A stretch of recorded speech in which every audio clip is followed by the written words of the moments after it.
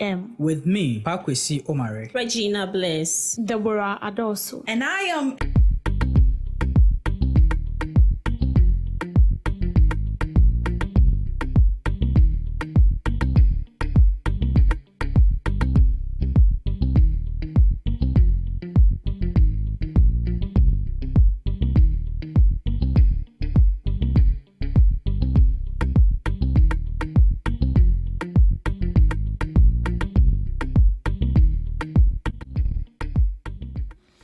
Good morning to you, lovely listeners of GhanaTalks Radio. It's yet another beautiful morning, and you are welcome to the GhanaTalks breakfast show right here on GhanaTalks Radio. This is a news headline review right here. We bring you all the latest headlines making waves in the news, from business to politics, from sports to entertainment. We got you covered with the most relevant stories and informed perspectives on issues that matter to you every morning right here on the show. This is the only online radio station you carry along wherever you go. We are streaming live on Facebook at GhanaTalks Radio, on YouTube at GhanaTalks Radio, and also on X, formerly known as Twitter, also on GhanaTalks Radio. Do well to send in your comments. Let's get interactive and engage with us right here on the GhanaTalks breakfast show. I remain your host, Ruth Esenam Fiegbedu, and this morning I'll be serving you breakfast only with Miss Debbie Adoso. Unfortunately, Miss Regina wouldn't be able to join us today. Good morning to you, Miss Debbie, and how are you doing? Good morning. The grace is sufficient on your side. I'm doing great.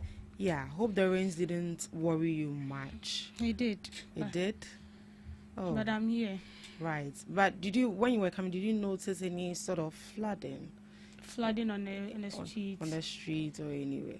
Because Ghana there is Yeah. like the whole place is flooded. It was flooded, but not too much. But not too much. Yeah. So the Ministry of Housing also said that they are going to make sure that they are going to put measures in place so we don't see it the way we normally see it. That when it rains more, then we see that the whole place is flooded. So they are working hand in hand with NADMO. So let's hope and see that during this raining season, it's actually going to be a different story altogether. Right, we'll be delving into our major news items for this morning. For our first story, apologize for unfulfilled LGBTQ bill promise, the NPP to President Mahama. The opposition New Patriotic Party, NPP, is calling on President John Dramani Mahama to apologize over what they say is a broken campaign promise on LGBTQ legislation, according to the NPP. During the 2024 elections, President Mahama assured religious leaders that his government would introduce a bill to deal with LGBTQ-related issues in Ghana. However, the party says that promise has not been fulfilled since he took over office. Speaking at a press conference at Saudi NP, John Intim Fojo said the delay is disappointing, especially to faith-based groups who engaged the president before the elections. He stressed that promises made to Ghanaians must be honored. The NPP is therefore asking the president to apologize to religious bodies such as the Christian Council and other stakeholders to take steps to fulfill the pledge. So this is from the NPP to President John Dramani Mahama pertaining the issue of the LGBTQ bill. They are saying that President Mahama has disappointed Ghanaians and must apologize to Ghanaians for the unfulfilled LGBTQ bill promise. And this conference was actually championed by Reverend Tim Fojo, the Ascent South MP. Said the delay is disappointing, especially to religious based groups who engage with the president even before elections. And you and I could also attest that we heard President Mahama saying that he is a member of Assemblies of God and his values will not allow that a male and a male should get married and a female should also get married. So based on that, he's going to make sure that he signed a bill. And I think somewhere last week or somewhere last month, we also saw that he said again that the LGBTQ plus bill no is not really a priority. So they are going to look at that issue democratically. So this is from the NPP. Apologize to Ghanaians for the unfulfilled and delay of promise with regards to the anti-LGBTQ bill. Ms. Debbie.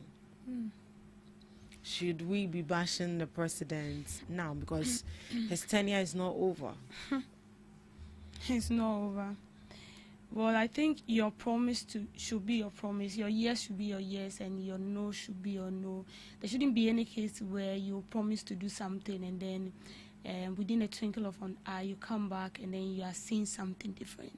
Now we all know that LGBTQ is something that every Ghanaian citizen wants it to be passed, unless you want to tell me that you're a gay or you're a lesbian. That is when you go against this bill. President Mahama said when it comes into power, I think Samnate George said their first term in government, and that is their first year, they are going to pass the bill, and he will ensure that President Mahama passed the bill. If not, he's not going to rest. But what did we see? The only thing we got in return was that President Mahama told us, that was last week, right? He said the bill is not urgent enough and that we have other issues that we will need to pay attention to. And when it comes to the bill, we are also supposed to ensure that it aligns with the Constitution and the democracy. So I kept asking myself, does it mean that what was stated in the bill doesn't align with democracy? It doesn't align with the Constitution? What are we trying to say? Because this is the bill that was brought into Parliament. It was left for Akufo-Addo to sign, also one sign. When President Mahama came, he said the bill should be reintroduced. It will go through the necessary proceedings, and then he will sign. Why then do you come back to tell us that it's not urgent? Yes, I know that we have issues with our education sector, our health sectors, and all that. So tell me, if it's going to take us like 10 years to solve those challenges in the education and health sector, does it mean that we are going to wait for 10 years and after that 10 years the bill will be signed? We are not more than Senegal. We are not more than Burkina Faso. We are not more than Gambia. We are not more than all these African countries, about 10 African countries who has passed this bill into law. We are not more than them. Senegal, for instance, when they passed the bill, it was 5 years prison term for every citizen or any citizens that will be caught in the act. And then they had a letter from this Western world that you cannot do that.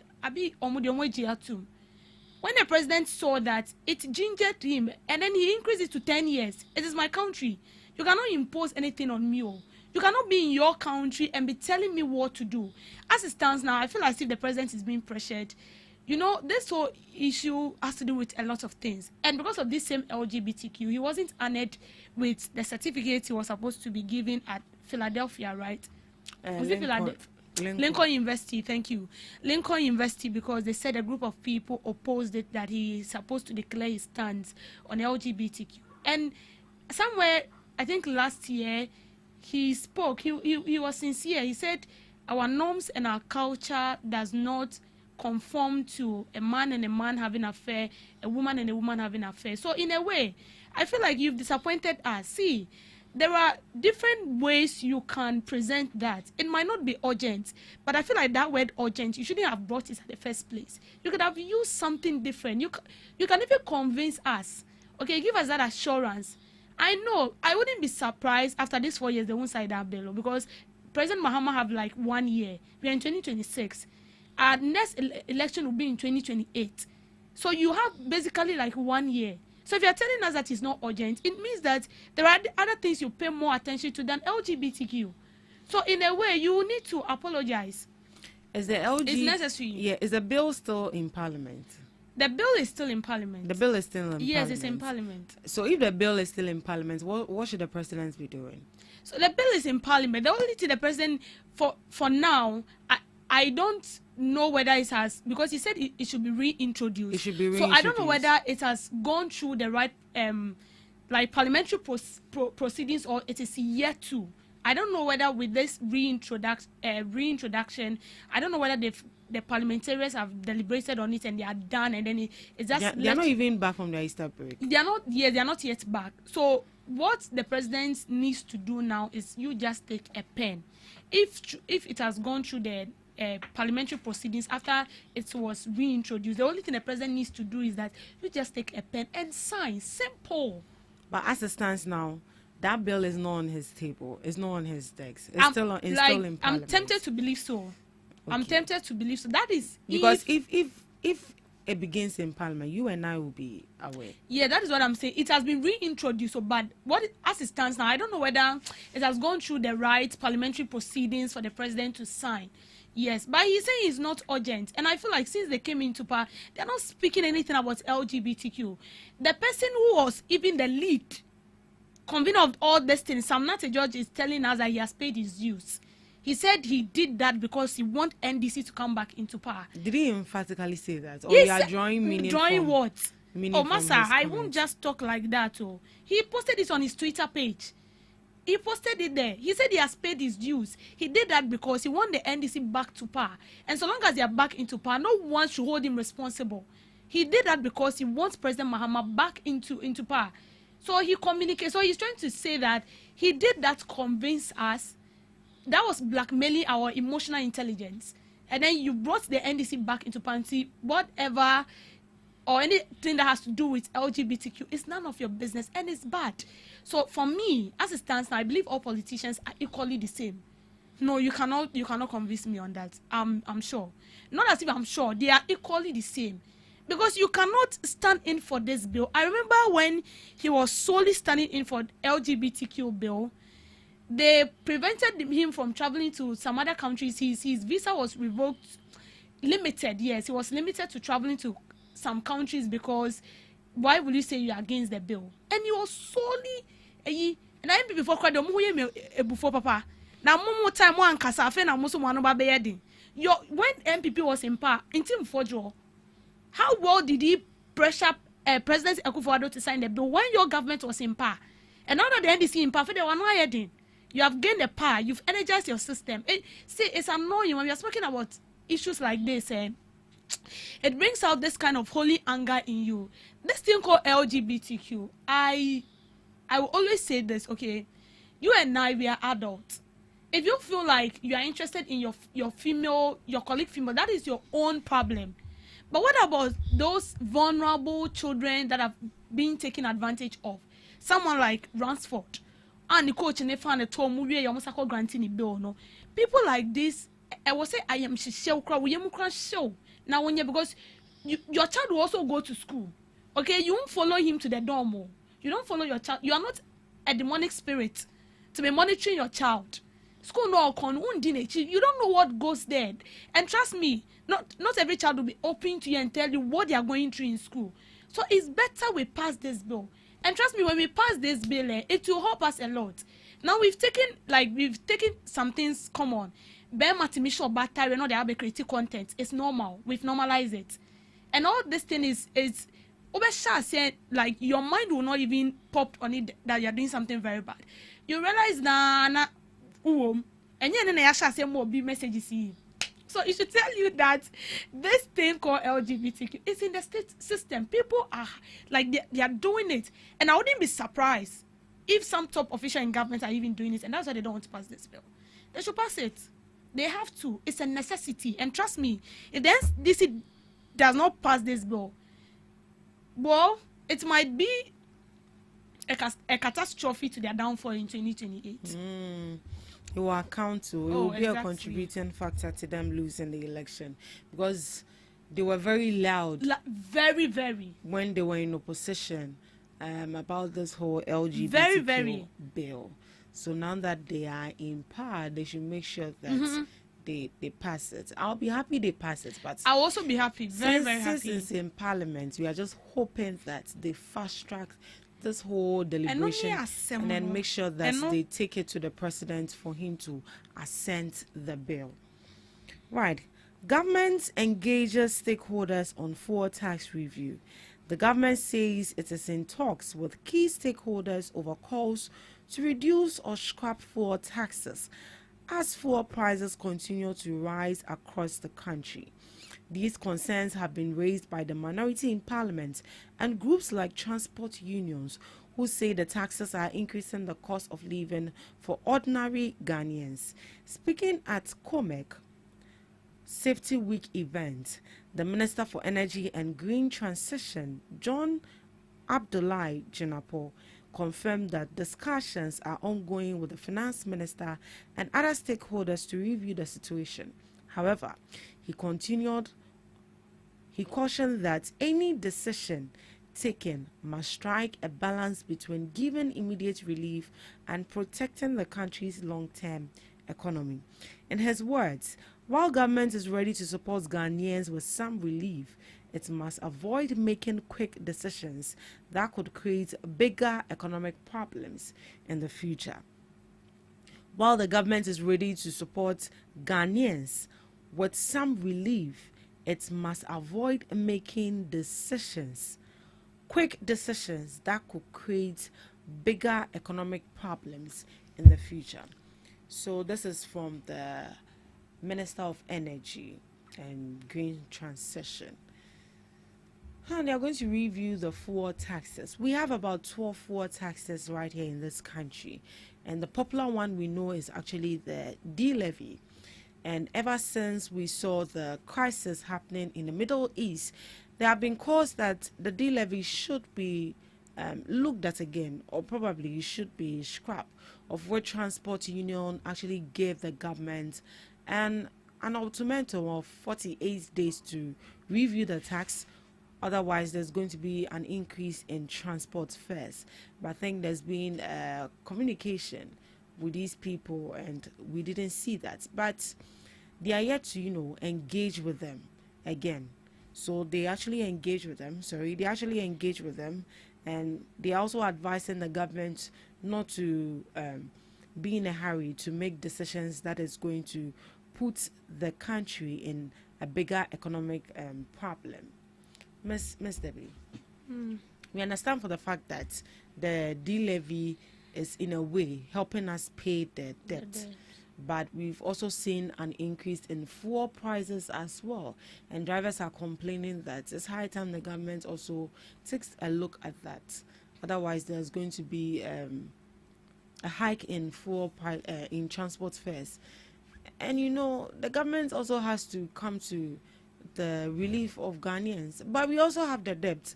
So if we take the D-levy off, how are we going to sort out the debt? Because mind you that this debt is not for NDC. This debt is not for NPP. This debt is for Ghana.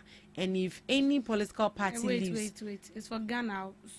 How did we get here? We got here because of one or two issues. We got here because of the recklessness of some leaders.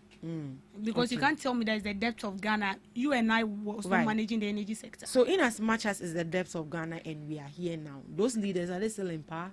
They are not in power. Good. But they've left. Held accountable. They've left, and they've left it for us. So if we don't pay, we'll be the ones to suffer. Because you and I need light for business. So if we take the D-levy off, what other alternative can a government actually fall on? Because the debt will keep piling up. Alternative be any baby out. The other alternative we had was actually ESLA. Yeah. But ESLA has, been mismanaged. We don't have any alternative, and we are not the only country going through this challenge. I think every country that is relying on this Western countries for survival, they are also going through the same.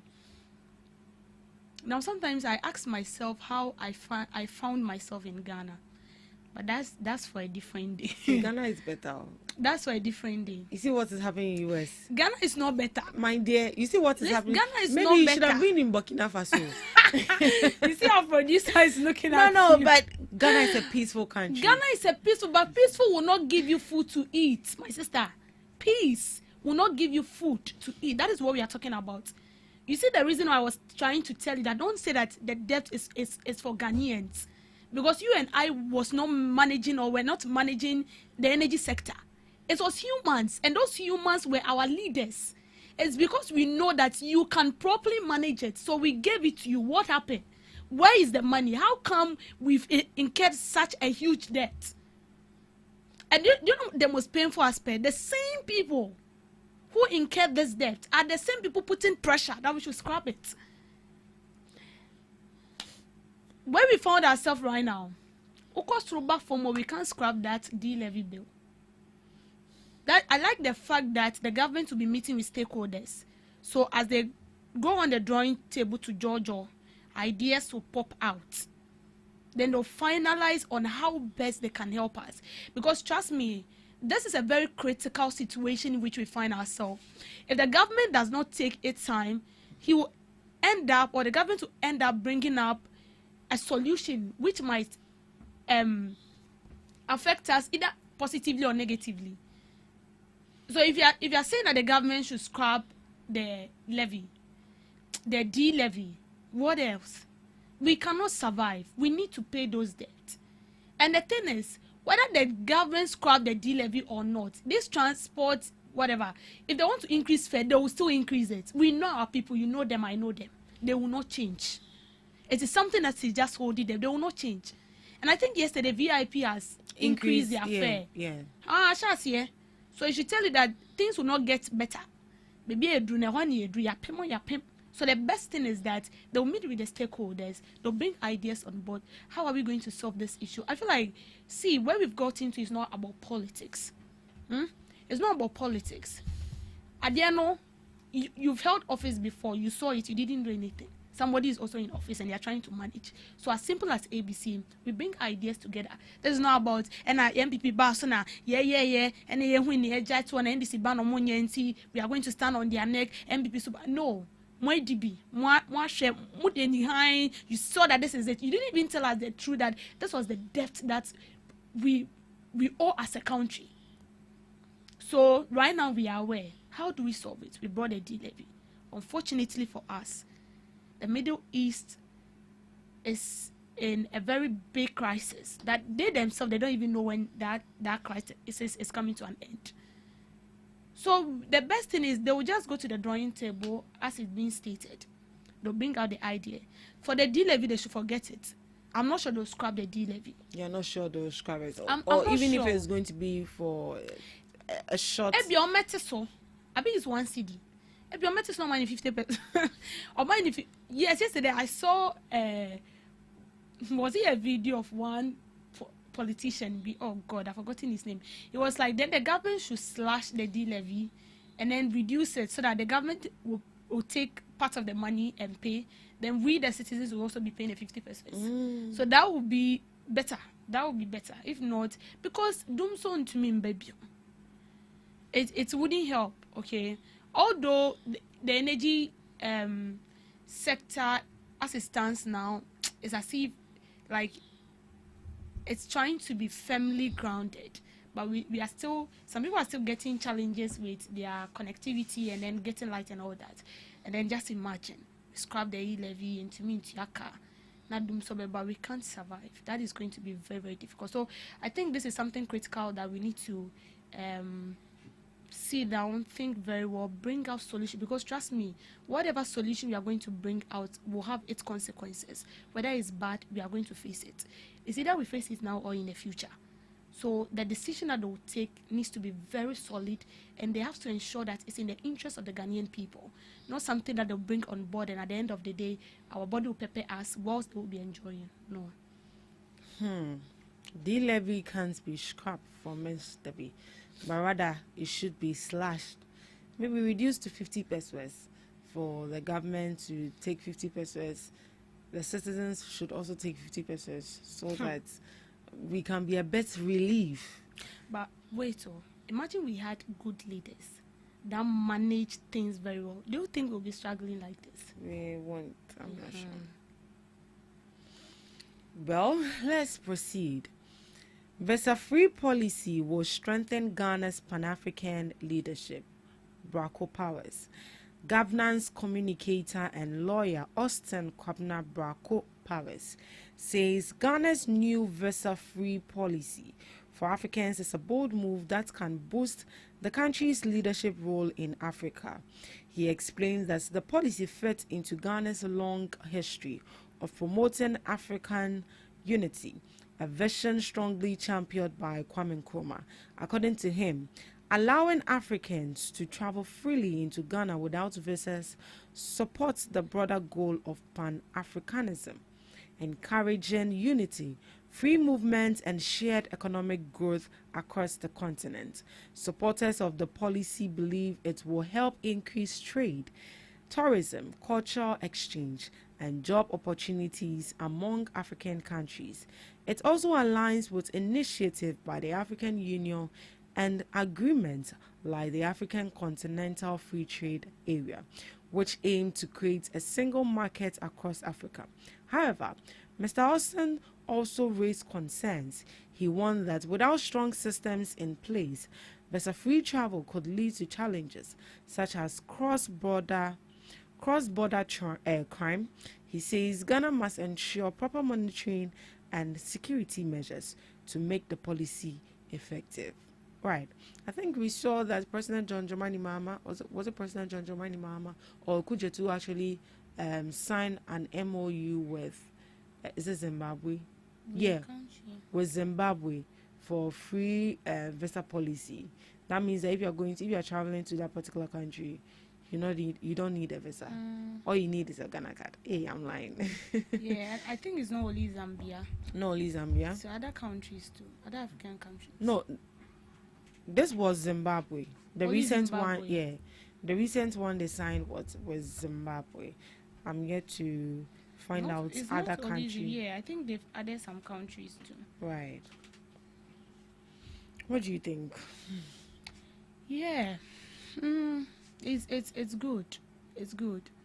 Okay, African dear, we are supposed to be one. Okay, I feel like if a Ghanaian is traveling to other country, like Africa, not to the Western world, but African countries, like maybe I want to go to Burkina Faso, I want to go to like Senegal, I want to go to any other African country. There shouldn't be a case where not only Zambia, he signed other.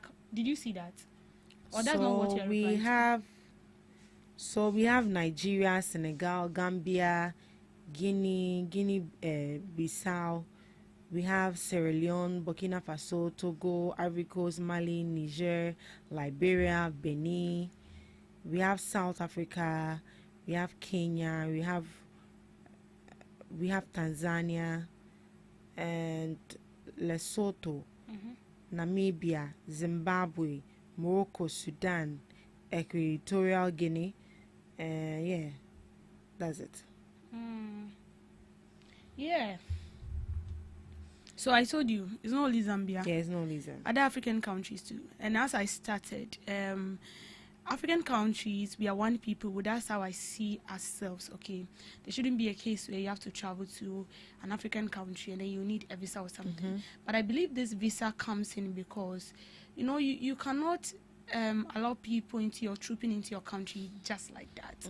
I'm not saying that it's not good, but in a way, I mean, that's how we have people, terrorists and all people trooping and all that.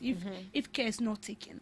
So we take Ghana, for instance, we've crowned ourselves as a Sundre mine, a peaceful country. We don't have, and it's true, Ghana, okay, we even, we cherish visitors than our own people. Oh, yes. We do. We cherish visitors than our own Ghanaian people. And yes, and Russia, America, see the Mechina, also the Nichi Jojo. So I should tell you that we do. That was just by the way.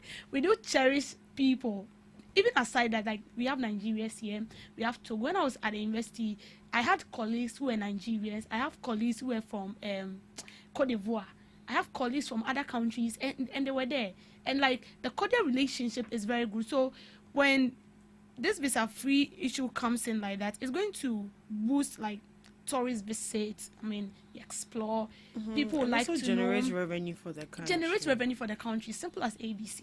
On social media. Not because of social media, I'm in my house, but I know everything about Ethiopia. Yeah. I know everything about other African countries. I can't say I'm code, then I have the feel and the experience. So with my Ghana card, if I can travel to any of this country, it's a plus for me. It means that country can also travel here. So it fosters this kind of cordial relationship between Ghana and other African countries.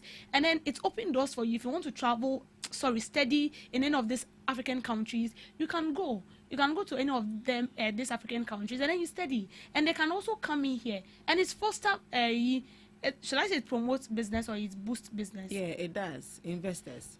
Exactly. We have other business dealers from other African countries who like to come into Ghana. No.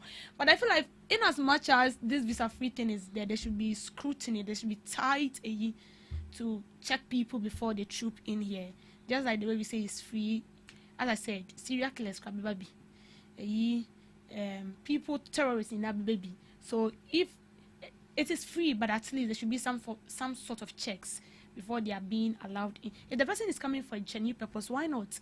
But if they are coming in, because recently we have cases where Nigerians were even arrested because they are into robbery and all that. They're in our country and they are robbing us. So people are coming in. You check them. Why are they coming in for genuine purposes, or they have a different agenda? So when you check all this and then you feel like everything in place, but like it's good to go. So I feel like it's very good. Boost trade and investment, as you said, cultural exchange and understanding. Yes, as I said, you watch social media, you get to know a lot of culture. You know Eritrea dance or Eritrea dance from Ethiopia. They dance with their shoulder. Like, I love it so much, okay? And I wish one day I'll be there and I'll experience it with my Filigadoji eyes. With your own eyes. With my own eyes. So this thing, like, you watch all this thing. Sometimes you even see there is this white man on TikTok. He prepares Ghanaian food. Yeah. Fufu with palm soup. It's nice. When you do this, I mean, you sell the country across. And then people also like to come and then taste what it feels like to eat Ghana fufu with palm soup or Ghana jollof. So in a way, it builds us. I feel like all this thing is just to draw Africans together, bond us together in unity and in togetherness. Right. So there are a couple of countries you can visit without a visa. Yeah. And this is as a result of the memorandum that was actually signed with these particular countries.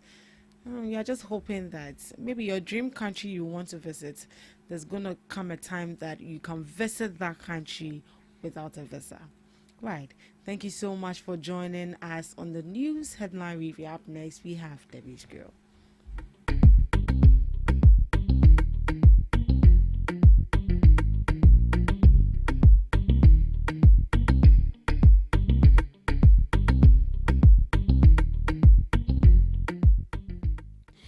Welcome to Debbie's Grill, where we talk about issues that concern the state, void of politics, fear or favor. The Center for Policy Scrutiny has called on government to consider reinstating abolished taxes, including e-levy, COVID-19 levy, and betting tax as a means to strengthen domestic revenue and ease fiscal pressures. These taxes were scrapped by the government as a fulfillment of a campaign promise made leading to the 2024 general election. The government described these taxes as nuisance and were overburdening Ghanaians who already are made to pay other levies and taxes. Speaking at a presentation organized by the center, the tax analyst Isaac Danso argued that the three taxes, if restructured, could generate up to 18 billion in 2027, providing a timely boost amid rising government expenditure and tightening liquidity. He stressed that the scrap taxes should be dismissed outright but adapted to current economic realities. The first way to do that is, for example, increase the threshold, the daily minimum threshold. If you factor in inflation and cost of living, can we, for example, put 500 daily threshold so that if your transaction is up to 500 a day, you don't pay e-levy, he asked. He also proposed introducing maximum caps on transaction to ensure fairness. Mr. Edri further suggested that revenue from reinstated taxes could be ring-fenced for poor policies, ensuring that the burden of taxation aligns with social equity. So this is from Center for Policy Scrutiny. They are saying that the taxes that were scrapped by the current administration, that's to do with the electronic levy, the betting tax, the COVID levy, all these levies should be reinstated. This is because of the situation we find ourselves in. Now, you and I know very well that these taxes, when it was, shall I say it was being imposed on us? Shall I put it that way? Because these were taxes that we paid and we didn't see anything. So reinstating these taxes will spark a lot of speculation in the minds of people. Now listen, we are not saying that the e-levy tax is bad. We are not saying that the COVID tax is bad, because mind you, when the MPP was introducing these taxes, it came with reasons backing it, why they want to bring those taxes on board, and why it is so significant for we as Ghanaians to pay it. Now, taking e-levy for instance, they told us that this e-levy will be used in constructing our roads, in building our schools, and a whole lot. The COVID levy was supposed to be used to fix challenges or deficits in our health sectors. Let's be sincere, we didn't see anything. They didn't even account to us what they used the e-levy for. They told us the e-levy was going to help us. And I vividly remember that when they were bringing this e-levy on board, we complained. We told them that this e-levy is but they said it will help us. And it was so enticing enough. We tried our best, but you cannot win a case against the government. That would be kind of difficult. We know how corrupt our system is. So we paid this levy. We paid it. But we didn't see it. Our roads were still bad. And on top of that, they pumped champagne. They want to tell us that, you see, like this song goes. That was the same thing we experienced during their term. They pumped champagne, they cut cake, because they felt like it was something they are supposed to do, so they would do it. Well, we have no case, so we allowed them. But we saw nothing.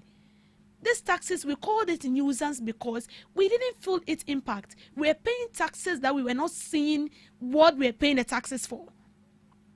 We were paying taxes and the conditions were still the same. You only disagree with me if only you want to buttress this whole thing with politics. But let's be sincere. The COVID levy we took, because the COVID levy was designed to fix problems and challenges in our health sectors. And no bed syndrome, we shouldn't be facing it. They should have used that money to fix all those challenges. So if we want to reinstate these taxes with the kind of, should I say, with where we find ourselves right now, it's going to be difficult. It's really going to be difficult. How then will you convince the Ghanaian, the ordinary Ghanaian, as they called us, that the same levy, when they said that it's going to generate a huge sum of money and it's going to help us, that same levy that we paid for almost 8 years and we saw nothing, we should reintroduce that levy. And don't forget that it was because the president promised to scrap that levy, that was why he was being voted into power. I'm not saying those levies were bad, but imagine we will not even have called for the scrapping of those levies. We are calling it to be scrapped because we felt like we were not seeing its impact. We were not feeling it. Because of e-levies, you closed the toll booth. They did. They closed it. And they said the e-levies were even going to generate more than what we even get from the toll booth. And what did we see? It's zero. Because 90 log 1, 0. We saw nothing. Nothing. And we are talking about solution, and we should reintroduce these taxes again. We should reintroduce e-levy. We should reintroduce betting tax. We should reintroduce COVID tax. And according to what he's saying, it's going to generate an amount of about 18 billion or so. That is the same thing we heard when the MPP was in power. Oh, yes, the e-levy is going to generate this amount. This is the main reason why I'm telling that all politicians are the same. Don't let them deceive you. you trust a politician at your own risk. I'm telling you the truth. Oh, the money is going to generate this, and this is what we are going to use the money to do. In fact, we are going to use it to do blah, blah, blah, blah, blah. But you know the most surprising thing? They didn't even account to us how much we got from the e-levy. They didn't even account to us what they use that e-levy to do. They didn't. We were paying taxes that do not even make sense. But we know that taxes are good, because that is what is being used to run the country. In tax, it shouldn't be something that will become a banter between a citizen and the government. No. Because we know that whatever we are paying, we will see its benefit. Imagine we were seeing the benefit of all these taxes. Nobody will complain. We will even be putting pressure on the government to introduce more taxes, because we know that but we are not seeing it. We were paying taxes in the air. As to who we were paying that taxes for, only God knows. This is his opinion, okay? It is his opinion, but to me, it will not help us. In fact, if we like, we should introduce like 30 taxes. We can introduce about 30 taxes. But if we have leaders, I'm sorry to use this word, please forgive me. If we have leaders that are not correct enough, we will suffer. We can introduce like 100 taxes, but if we have leaders that have their interests, the only thing they think about is their interest, we will still suffer. For me, I believe taxes should not be like 20 or 100, even if it is 5, and it's well managed. Let's look at the population of Ghana. Even if it is 50% that each person is paying as a tax, and they own in sky ebenya. Do you know the money we will get? Multiply times a month, times a whole year. Do you know the amount we will get as a country? It is how well we manage the little we get. But here lies the case, we don't manage it well. Oh. We have leaders that will not even account to you. They will not. They are pompous, they are pride, they are full of themselves. They will not. So I say, each one for themselves, God for all. But it is prayer that survives and sustains you.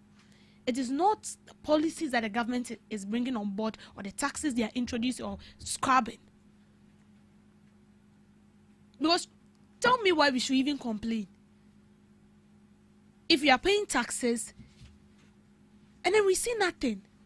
This is not funny. It is not funny at all. It is not funny. We pay taxes almost every day. Ghana baby, should we still be complaining about certain things? No. Should we be talking about constructing roads? No. Should we be talking about bed syndrome? No. Should we be talking about chairs for students to sit on? No. But because the leaders we have, something is there. Something is wrong here. And so every government that comes on board, they bring something for their own personal gain. They don't even care about you. And so whatever they are fixing is temporary, it's not permanent. And can road the pan, you be constructing a one, you need two.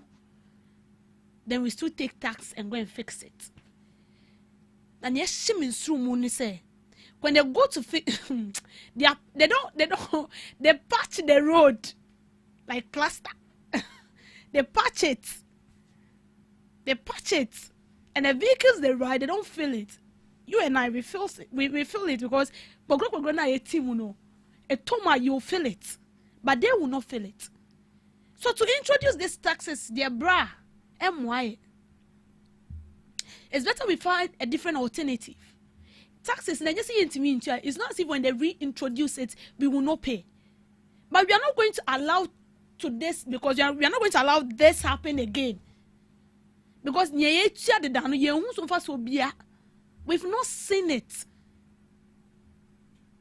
That is why earlier on I said that if we see the benefit of the taxes we are paying, we will rather mount pressure on the government to introduce more taxes.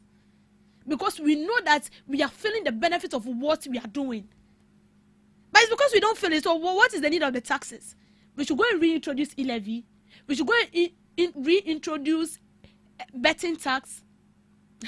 We should go and reintroduce COVID levy. And you'll be shocked that when we get that amount of money, they will still say it's not enough. Oliver Twist will always ask for more. So please, bro, penny, emfa, reintroduction of the taxes. Emfa. We are begging you. It's better the government sits down, think of a different way that can solve this situation once and for all. We understand the fact that we are not the only person in this soup. Every country that is relying on this Western world for survival, we are all in the soup together. So we are supposed to sit down and bring up lasting solution that is going to help us. By reintroducing this bill, because here, we will not. Those taxes, we are not going to pay it. I can't be paying taxes and I'm not seeing what my money is being used for. And then you are telling me to introduce those taxes, not my GA2, and repay it. Abroad, we still have students who sit on bare floor to study. Look at when Kwame Nkrumah was a president. Then I wasn't even born. But look at motorway. It's because I've been using motorway. But the road we construct today, as we construct it today, the next day we are reconstructing it. It should tell you that it's not about the taxes, it's about the leaders and our mindset. It's either we change it here, no taxes. Please, we are not paying anything. So that's your opinion. It's well respected, but please, Juma. Thank you for making time with me on Debbie's Grill. Thank you so much, Miss Debbie, for that girl. And thank you, too, for joining us on the Ghana Talks Breakfast Show. We'll be going for the news shortly, and right after the news, we'll be back. Are you ready to amplify your business or brand's reach and make a meaningful impact in Ghana and beyond? Partner with GhanaTalks Radio today to connect with a diverse audience across Ghana and beyond. Elevate your brand through on-air promotions and social media. Boost your brand during prime time. With GhanaTalks Radio, you can extend your reach across digital platforms. GhanaTalks Radio is not just a station, it is a community hub where your brand becomes part of the conversation. Join us in fostering connections, celebrating culture, and making a lasting impression. For customized sponsorship packages and enquiries, email contact@GhanaTalksRadio.com or call +233 202 544614. GhanaTalks Radio, giving the youth a voice.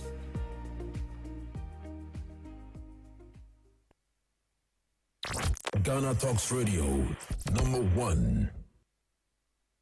What do you want for breakfast? How do you want your breakfast? English breakfast, French fries. Koko nikosi, alo komi kesheto. Wache. Well, Gobe is the real deal. Join us on Ghana Talks Radio. Let's serve you a buffet of breakfast. From news headlines review, current affairs to social issues. Entertainment, sports, and all the trending stories live on our mobile app and across all socials from Monday to Friday, 7 a.m. to 10 a.m. With me, Pakwesi Omare. Regina Bless. Deborah Adoso. And I am Esinal Fiagbedu. This is Ghana Talks Breakfast Show.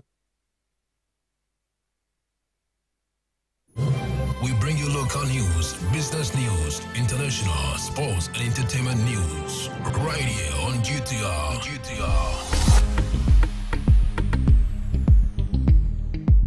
This is Ghana Talks Radio.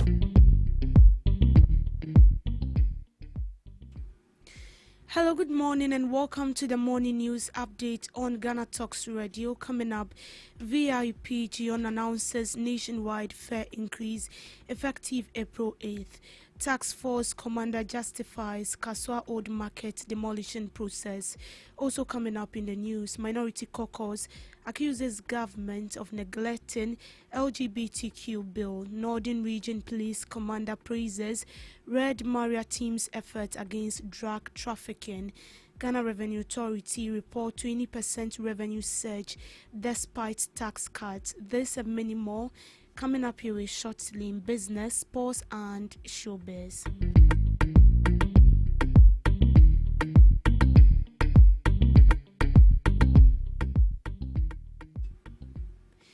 VIP Transport has announced an increase in transport fares across its route nationwide, with the new prices set to take effect from April 8th. The company said the adjustments affect both its standard tour and executive coach services, covering major routes from Accra to destinations across the country. Under the revised fares, passengers traveling on standard services will pay 120 Ghana cedis from Accra to Kumasi and 170 to Sunyanin, 290 to Tamale, among others. Fares to northern destinations such as Bogatanga and Wa have been set at 330 and 320 Ghana cedis respectively. Executive coach service have also seen upward adjustment, with fares from Accra to Kumasi increased to 150 Ghana cedis, Sunyani 200 and Tamale 360.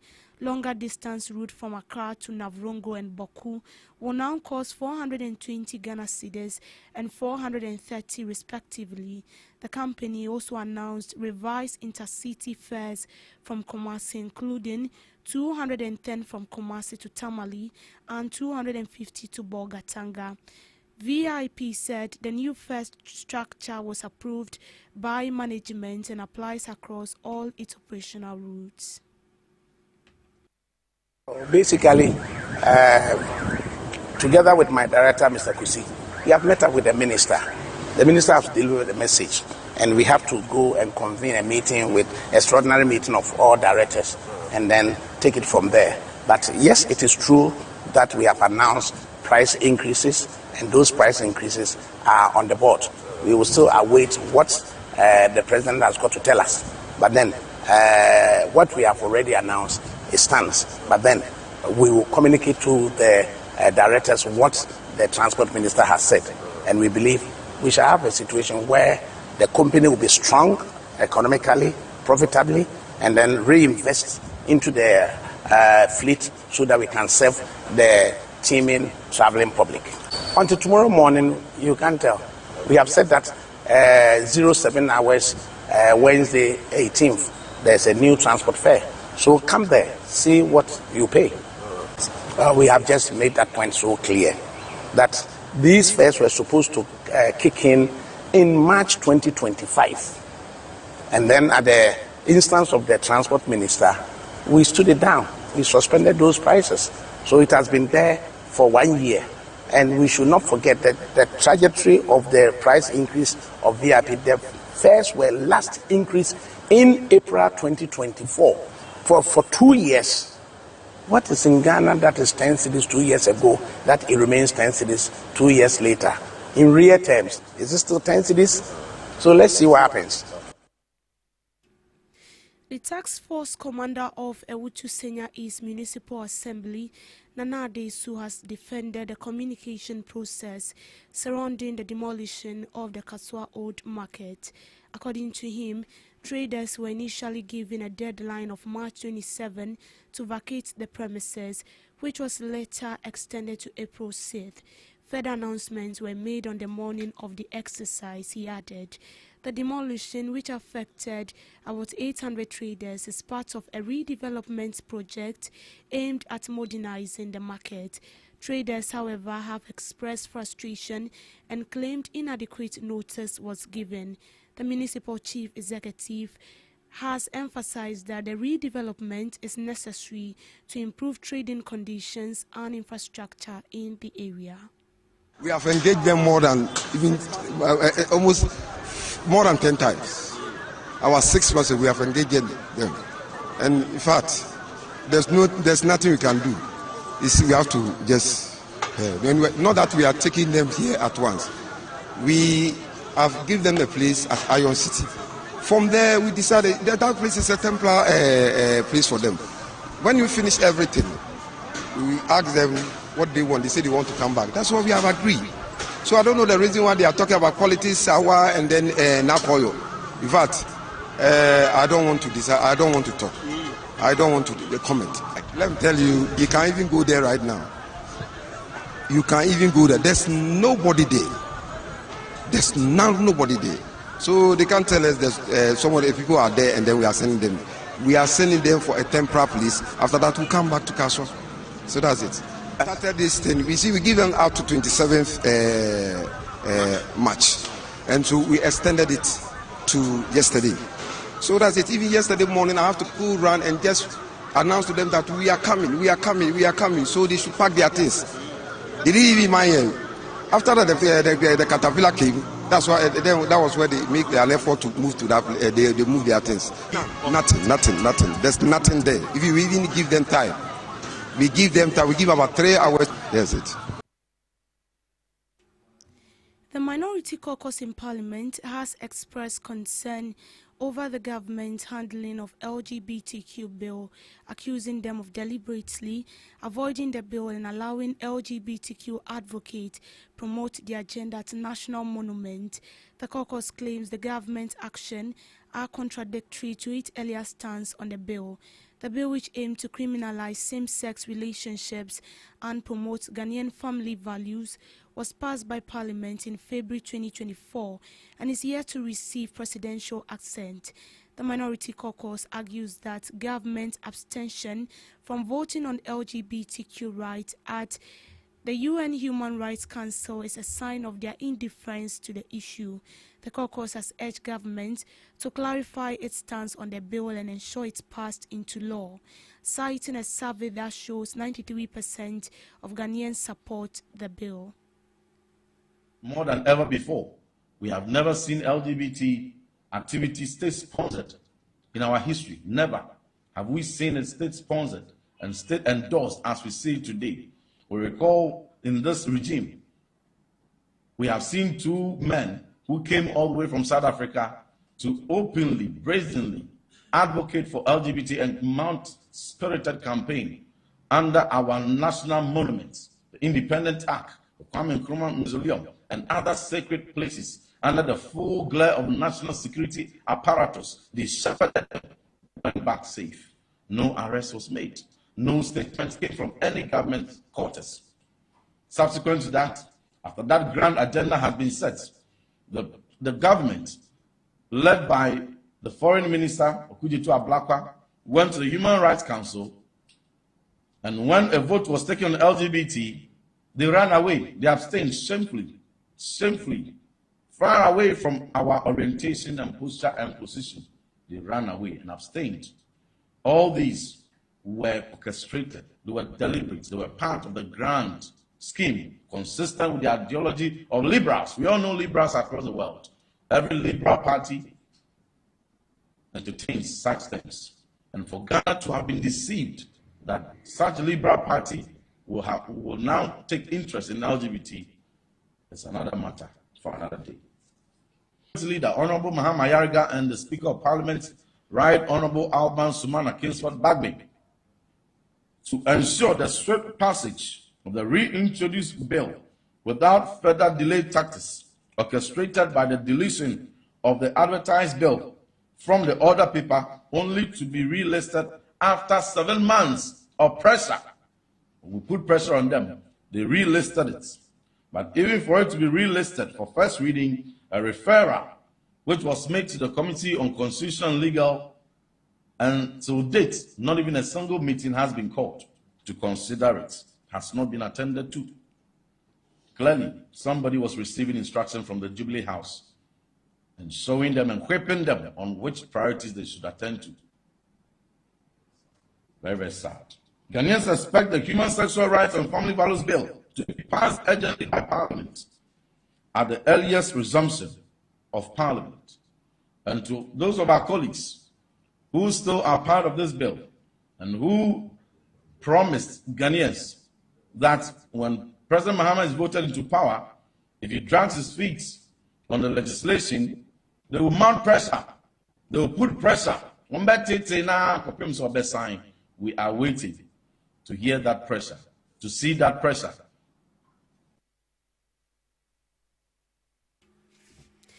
The Electricity Company of Ghana is set to upgrade 12 transformers across 6 substations in Accra starting April 8th. The areas affected include Adenta, La Teshinungwa, Miajo, Bachona and Lashibi.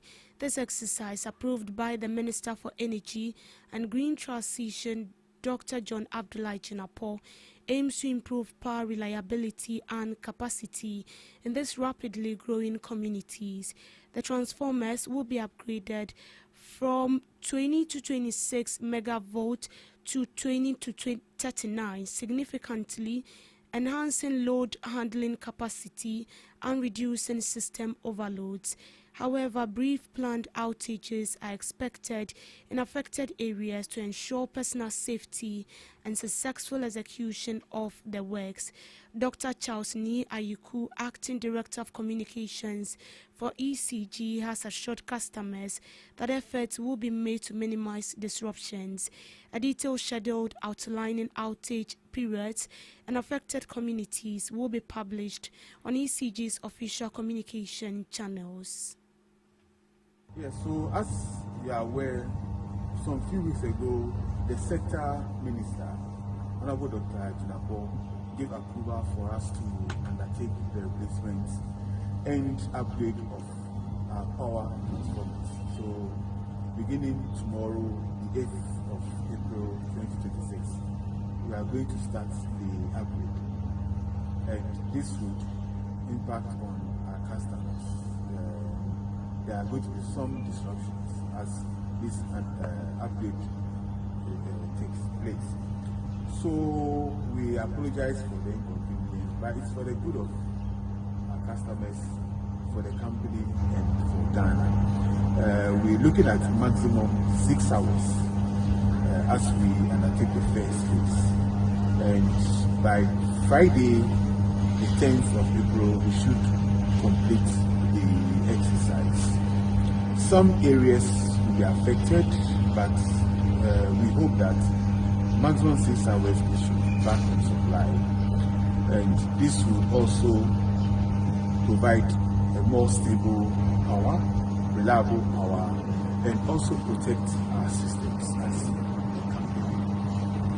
Yes, so that's what.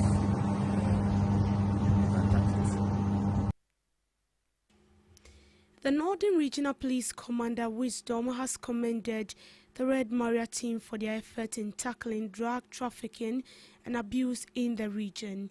The team, part of the Ghana Police Service Anti-Narcotics Unit, has been working to curb the spread of illicit substances and disrupt trafficking network. He expressed gratitude for the commendations and reaffirmed the command's commitment to maintaining law and order in the region. The initiative has been seen several successful operations and arrests in the northern region. We are trying as much as possible to resist any interference.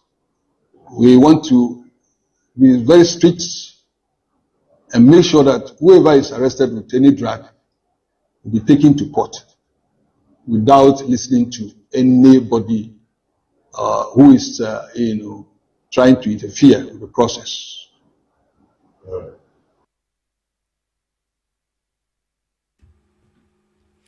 In business, the Ghana Revenue Authority is pushing back against concern over lost revenue following the abolition of the e-levy, COVID-19 levy, and betting tax, revealing stronger than expected collections in early 2026.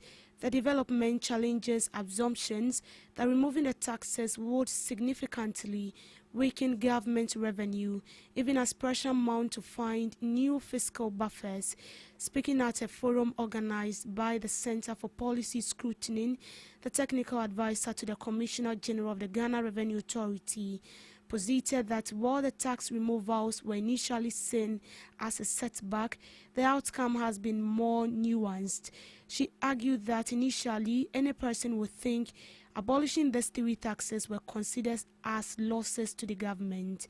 This follows a presentation of a paper by tax analyst Isaac Dansu Ejiri, who called for the reintroduction of the scrap taxes to boost domestic revenue, estimating potential gains of up to 8 billion by 2027.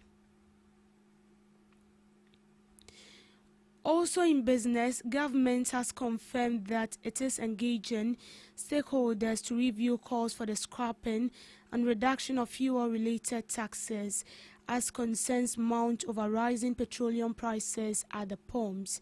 The calls have intensified in recent weeks, with the Minority Caucus and other stakeholders, including transport unions, arguing that the levies are adding to the cost of living and should be reviewed to ease pressure on consumers. Speaking at this year's COMAC Safety Week, Minister for Energy and Green Transition acknowledged the concern and said discussions were ongoing with the Finance Ministry and other relevant stakeholders to assess the impact of the taxes. He stressed, however, that decision must balance immediate relief for consumers with long-term economic stability. To sports, Afijai Kwabre North District has emerged as champions in the first edition of the MTN Ashanti First Regional Under-17 football tournament. Kwabre North defied all odds to beat a World Trade North team who were tipped to win the competition 5-4 on penalties after scoreless final played on Soji Pitch at the Pajo Park at KNUST in Kumasi. The competition, first of its kind in the region, was played under the auspices of the Ashanti Regional Minister, Dr. Frank Amwakohin, with support from telecommunication giant MTN Ghana. The finals of the competition forms part of the Ashanti First activities currently ongoing in the region. Overall, 41 districts out of 43 in the region participated in the competition, which started in September 2025. For emerging winners of the competition, the Fijai Kwabre North team were presented a giant trophy, gold medals, and a cash reward of 50,000 Ghana cedis. The runners-up, Echima Ewabieja, took home silver medals, a trophy, and a cash prize of 30,000 Ghana cedis. Afijai Kwabre South placed third after beating Kwabre East 1-0 third place match. For their reward, Kwabre South took home bronze medals and a cash prize of 20,000 Ghana cedis, while Kwabre East received 30,000 Ghana cedis for their effort. Headline sponsor for the final event, MTN Ghana, provided the giant trophy medals, jerseys, and some other souvenirs.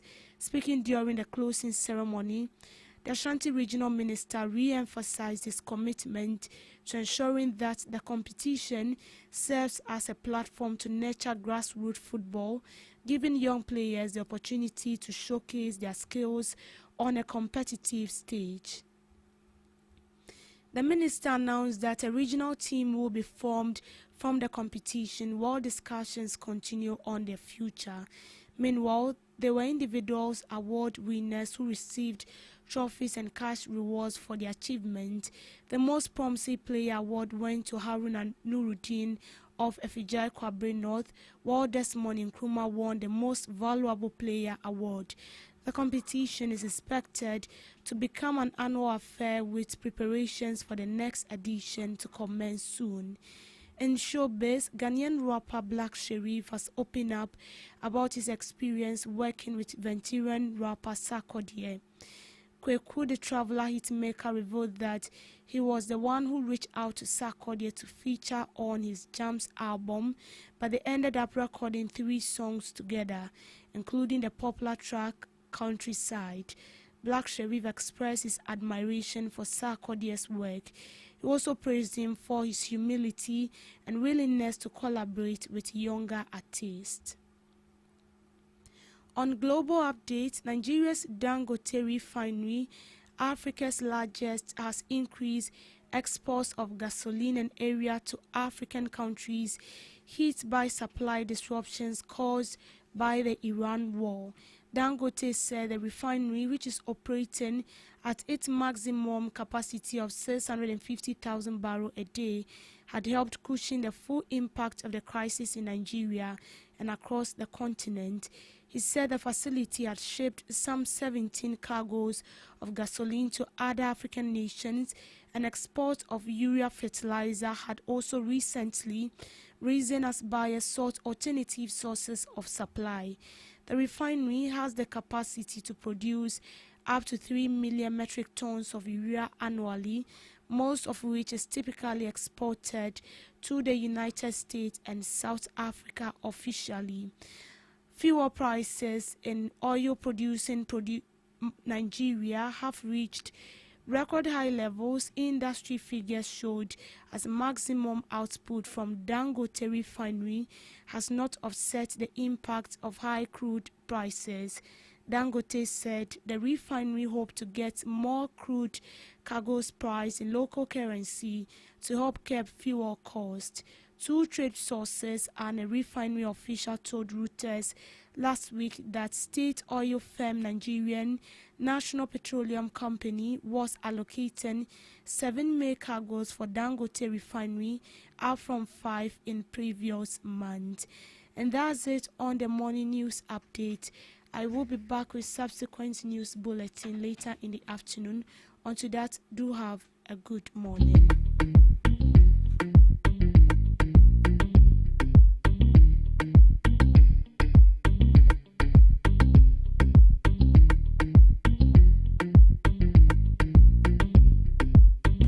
Are you ready to amplify your business or brand's reach and make a meaningful impact in Ghana and beyond? Partner with GhanaTalks Radio today to connect with a diverse audience across Ghana and beyond. Elevate your brand through on-air promotions and social media. Boost your brand during prime time. With GhanaTalks Radio, you can extend your reach across digital platforms. GhanaTalks Radio is not just a station, it is a community hub where your brand becomes part of the conversation. Join us in fostering connections, celebrating culture, and making a lasting impression. For customized sponsorship packages and enquiries, email contact@GhanaTalksRadio.com or call +233 202 544614. GhanaTalks Radio, giving the youth a voice.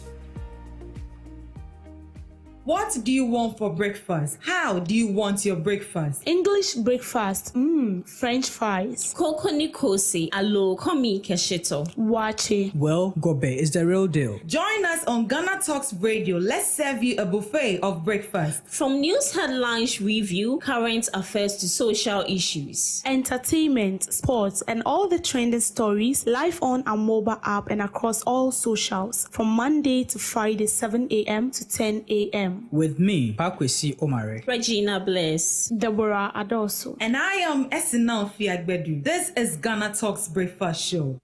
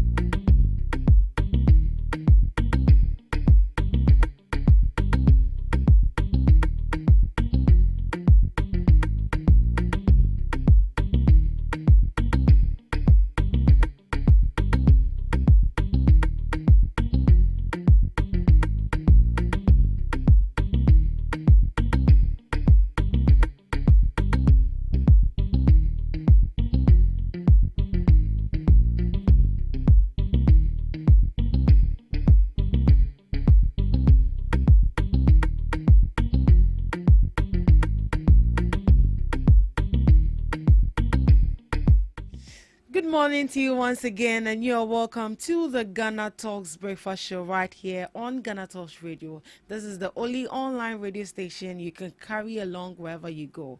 We are streaming live on Facebook at Ghana Talks Radio, on YouTube at Ghana Talks Radio, and also on X at Ghana Talks Radio. Do want to log on and send in your comments. Let's get interactive right here on the Ghana Talks Breakfast Show. And this is the second segment of the Ghana Talks Breakfast Show. As you know it, we come along with knowledgeable guests who are going to be delving into the issues and the main topic for discussion.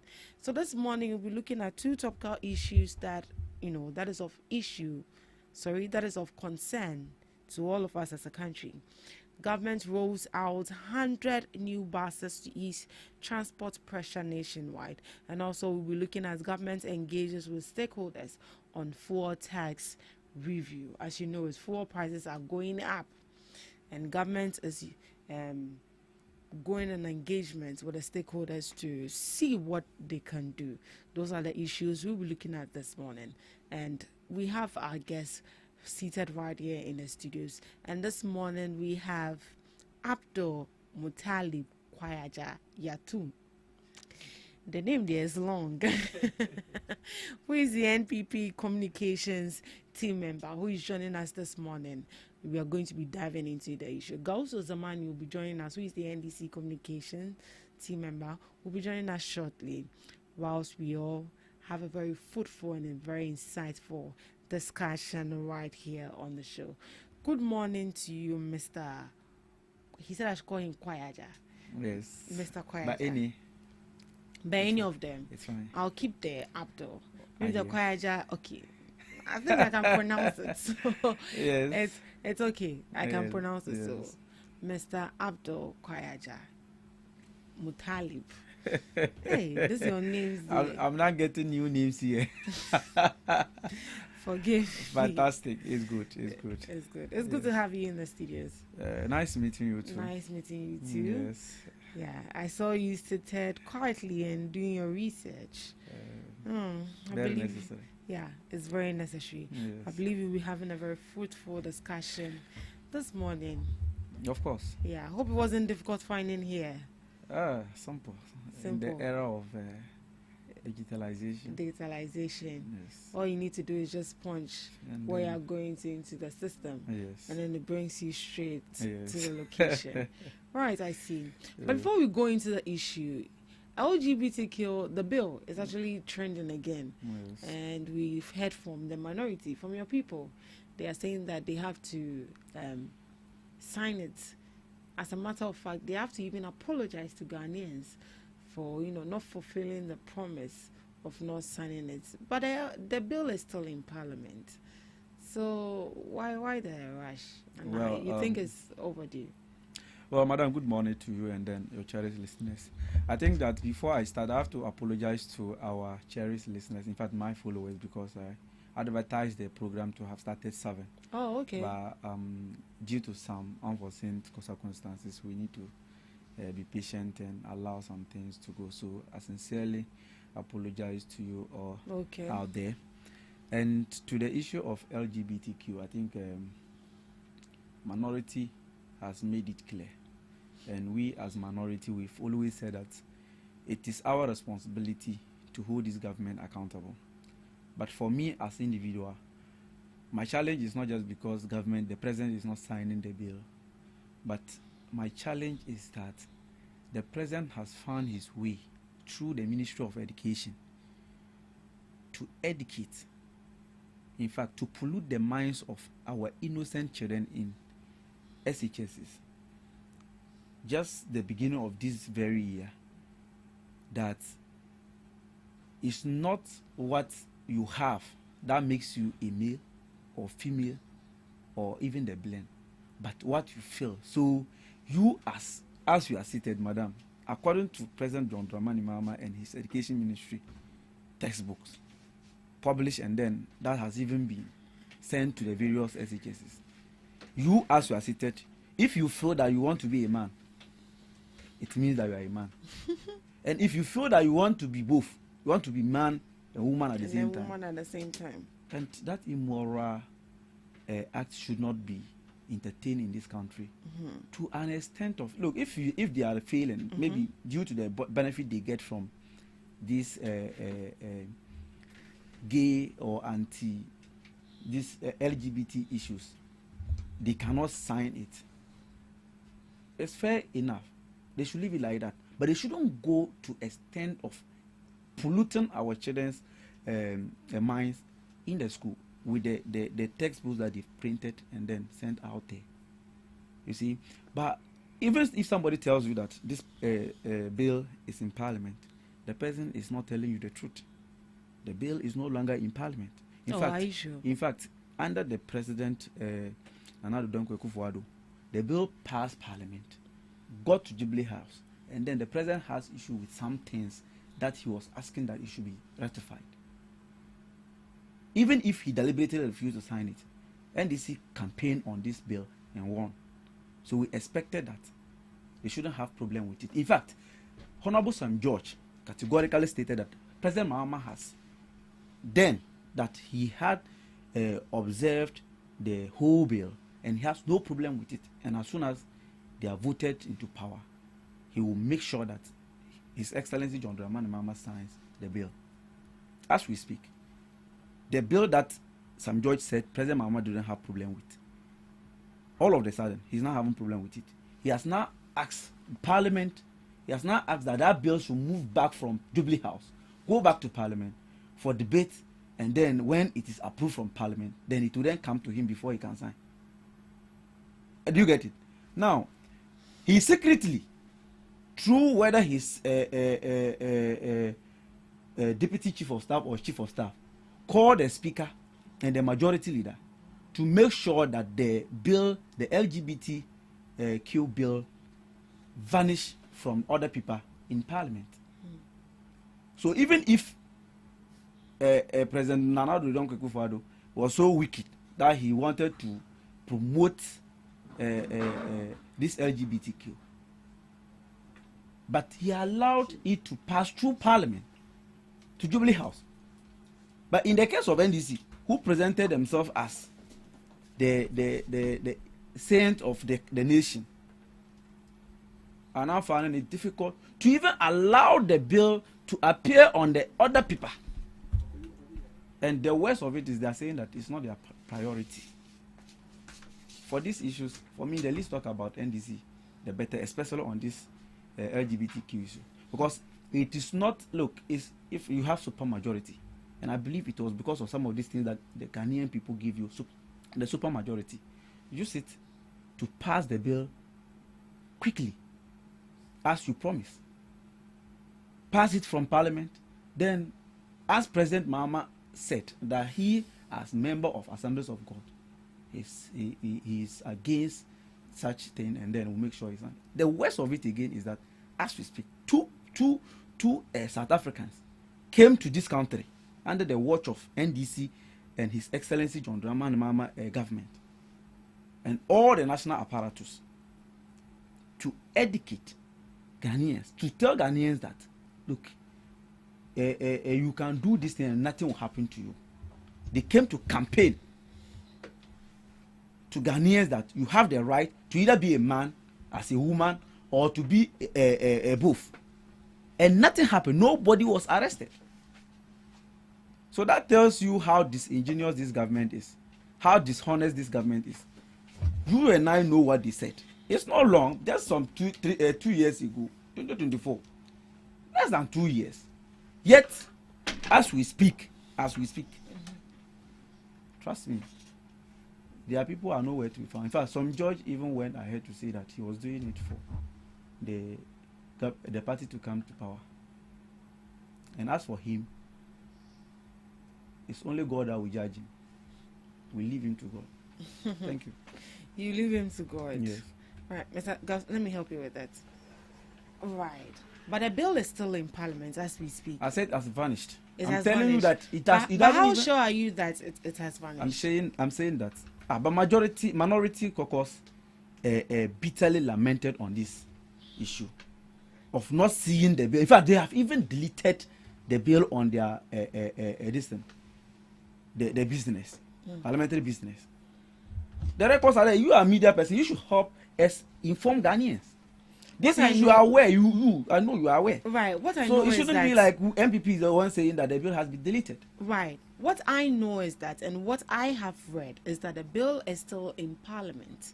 They've called the bill to be reintroduced in Parliament. That was from the president, as he stated. Yes. So I said it earlier. I Yeah. said the president has sent it back to be reintroduced. Mhm. And then, in fact, before it will be reintroduced, they have to advertise it on the other people in Parliament. But you And when mentioned that that the happen- I'm bill coming. has vanished. Yes, in and Parliament. when the first time it appeared, it was not discussed. Minority question, and the next time they went the minority question that why was this thing very important? This particular bill was important. It wasn't discussed. The next time it was deleted. It vanished. As we speak, if you go to a Parliament, you cannot access any LGBTQ records as far as this government is concerned. I'm telling you on authority. So don't let somebody deceive you that because President Mama asked them to go back to Parliament and reintroduce it. It is in Parliament. Yes, it moved from Jubilee House, went to Parliament, and then vanished. Do you have any evidence to that? The evidence is to what I'm telling you, that minority lamented, stated categorically that the bill has been deleted. And if it's not deleted, why are they not discussing it? You are a media person. You should let us know that yes, you have access to most of these proceedings that transpire in Parliament. So you should be able to tell us that look, then this is their position now. The bill has vanished.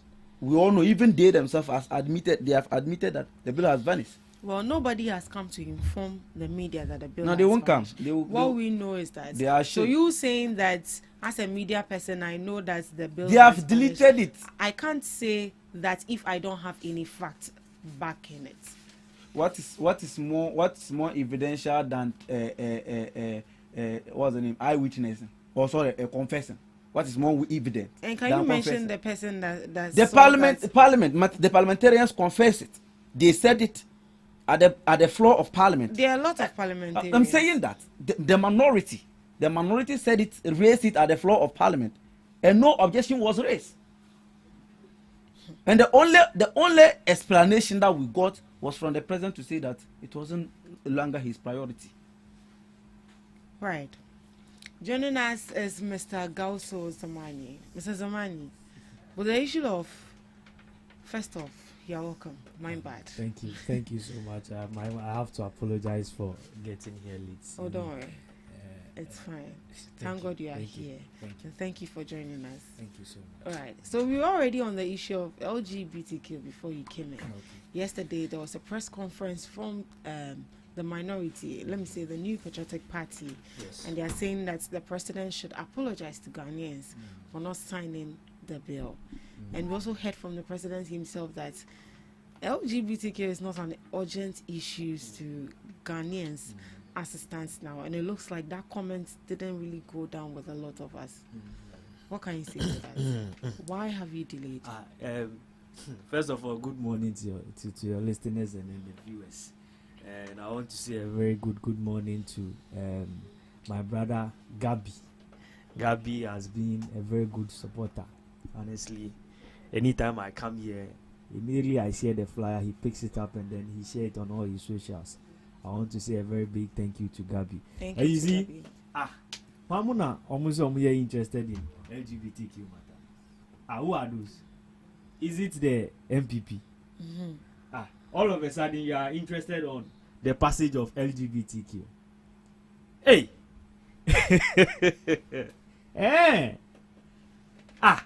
When the bill got to the former president, His Excellency Nana Akufo-Addo at Jubilee House, what did Akufo-Addo do? Even before an injunction will be filed, Akufo-Addo had called for the return of the bill to Parliament. As at when no rate has been set,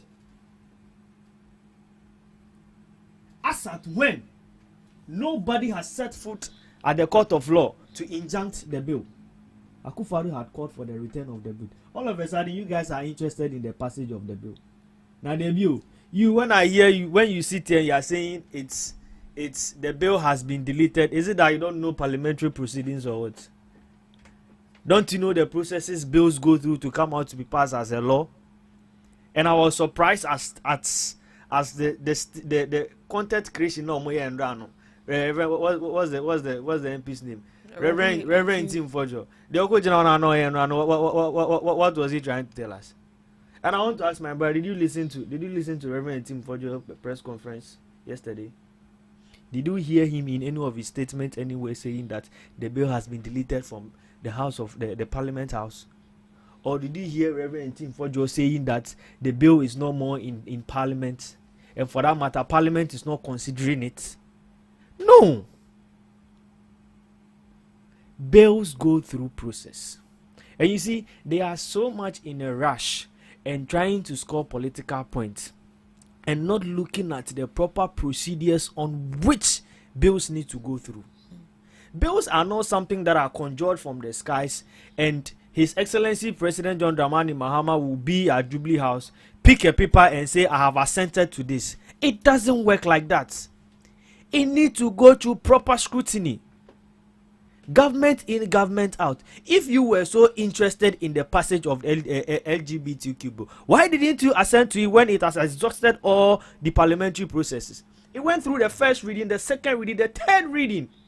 All stakeholders were consulted.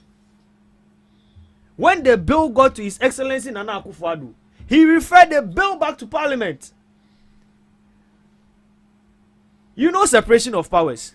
Executive have their duty, legislation have their duty, and then judiciary have their duty. Under no circumstance should the executive interfere in the business of the legislature. But Akufo-Addo did. He did interfere in the business of, how do you call it, the legislature. How did he do that? By not assenting to the bill. By not assenting to the bill. As and when there was no document binding of the rejection or an injunction on this particular bill. You can do your research. Akufo-Addo returned the bill before even the injunction came, clearly showing that he was part of a conniving which saw that this bill will not see the light of the day. And all of a sudden, power has changed. You guys are all over ranting and saying that NDC for na LGBTQ say na LGBTQ that. Madam, have you seen that the bill has gotten to Jubilee House and His Excellency John Dramani Mahama has decided not to assent to it? I haven't read it. Nothing of such has rise. The bill hasn't gotten to His Excellency John Dramani Mahama. And when they try to say that we say it is not much of a priority to Ghanaians now.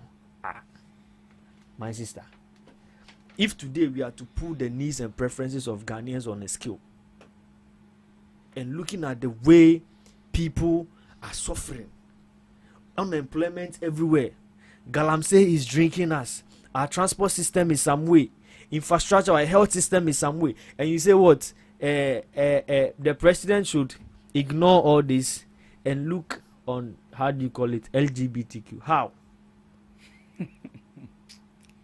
How?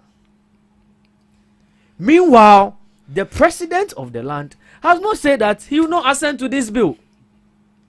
So what is this needless pressure to His Excellency John Dramani Mahama? This pressure is needless. And for that matter, Felix Ofosu-Kwakye, the Minister of Government Communications, have made it clear to us that His Excellency John Dramani Mahama has made his stance clear. Even at the international world. My sister, were you not here when Akufo-Addo went to France something, and they asked him his take on LGBTQ? What did he tell us? He told us it is bound to happen. Akufo-Addo told us his stance on LGBTQ. So from day one, we clearly knew that this man is not for this agenda Ghanaians are pushing. So when the bill got to the Jubilee House and Akufo-Addo rejected it, we were not surprised. But His Excellency John Dramani Mahama countless times has made his stance clear, known to everybody. What can I say? He's a Christian. International world, he was asked his stance on LGBTQ. Recently, an honorary doctor something was adorned on him. Yeah. You heard about the withdrawal of it, Yeah. all because of his stance Of on his stance on his stance on LGBTQ. Right. Are we saying this is not proof enough that this man is willing to, how do you call it, ensure that this bill see the light of the day?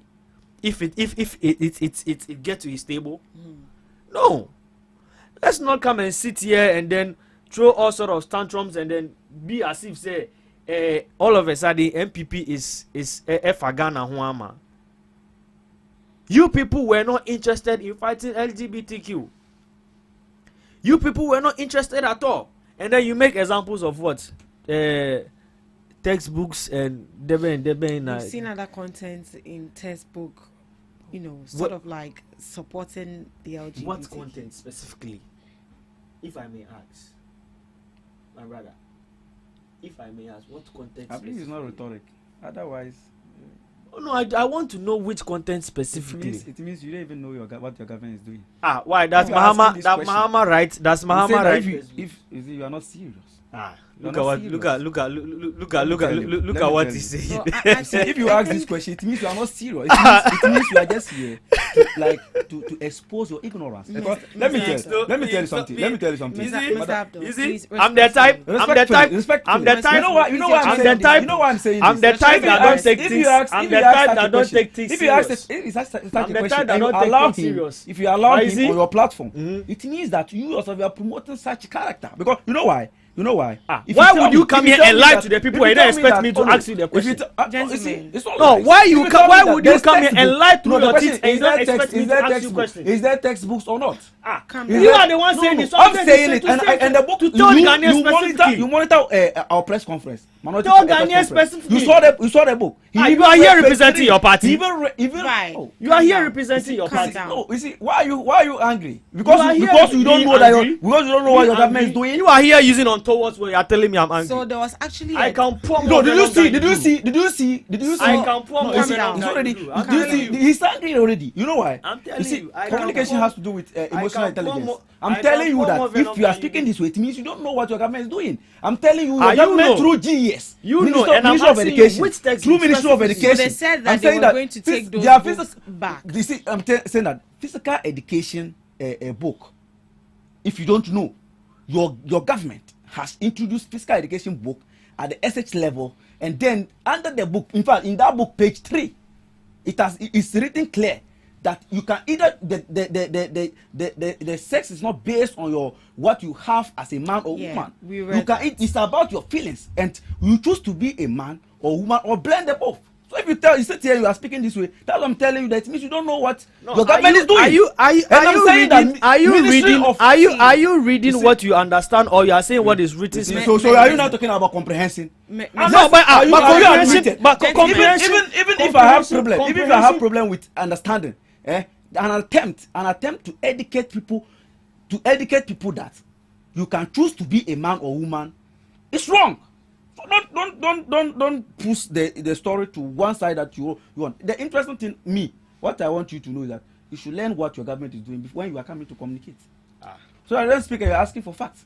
Why shouldn't I verify? Why shouldn't I verify what you say? When you sit here, you lie. You are sitting here telling us that the bill has been deleted from the floor of the. How has the bill been deleted? And you tell us the bill has vanished from Parliament. How has the bill vanished? You are moving from. I'm not moving. These are things that you said. So let's admit these are things that you said. Let's admit I am not privy to the book. There were actually cases. There was actually a case like that where we saw content of LGBTQ in a physical education textbook. The Minister of Education came out that they were going to make sure that those books are being withdrawn. So with the definition of gender identity, it refers to a person's deeply felt internal experience of gender, which may or may not correspond with the sex assigned at birth. It can include being male, female, or a blend of both. This concept goes beyond the binary notion of gender, male or female, and recognizes the diversity of gender experiences and expressions. So there were actually an instance where Are you the not ashamed of minister, yourself? the minister, Ashamed of myself. So this is the content. So the minister, This is the content, so my this dear. was the content, Oh my God. and those books were taken back. My God. Those books were actually They taken back. are not taken back. The minister said those books He were said taken they back. are not taken back. I'm telling you on authority that they are not taken back. So if we should go to a school right School now, we'll you'll see- find it. If you we'll go find to a yes, book like that. yes, and in there a has not school. even been any before they introduce it. They organize workshops to train teachers on how to go and educate the students on this particular content. But even if you have withdrawn, is it just okay? You have to unlearn it. You know, a student, what you have learned. If you don't unlearn it, it becomes difficult. And not even single workshop, granted, without admitting that they even withdrawn it.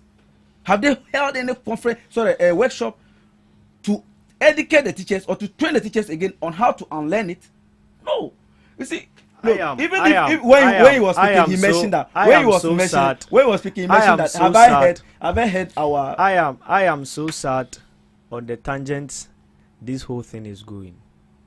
And you see, this thing that has been read, I can give it my own understanding, regardless of what definition you want to, regardless of what meaning you want to read No, into I'm not it, giving any meaning.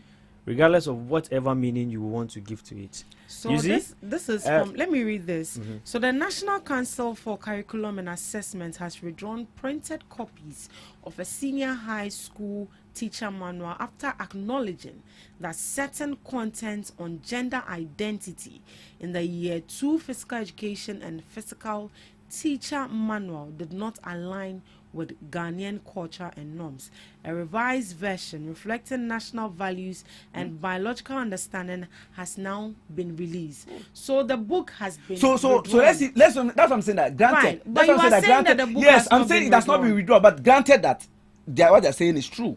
Granted. you said- But why? You see, my brother is trying to suggest that he has different meaning to what you read. So the content you read. have you allowed me to let you know what? But No, you see, you cannot have a different meaning when even when the producers of the book admitted that even when the producers of the book admitted that the content doesn't conform with the culture. Let me hear from Mr. Zamani. You see, what has been read now, I might have my understanding.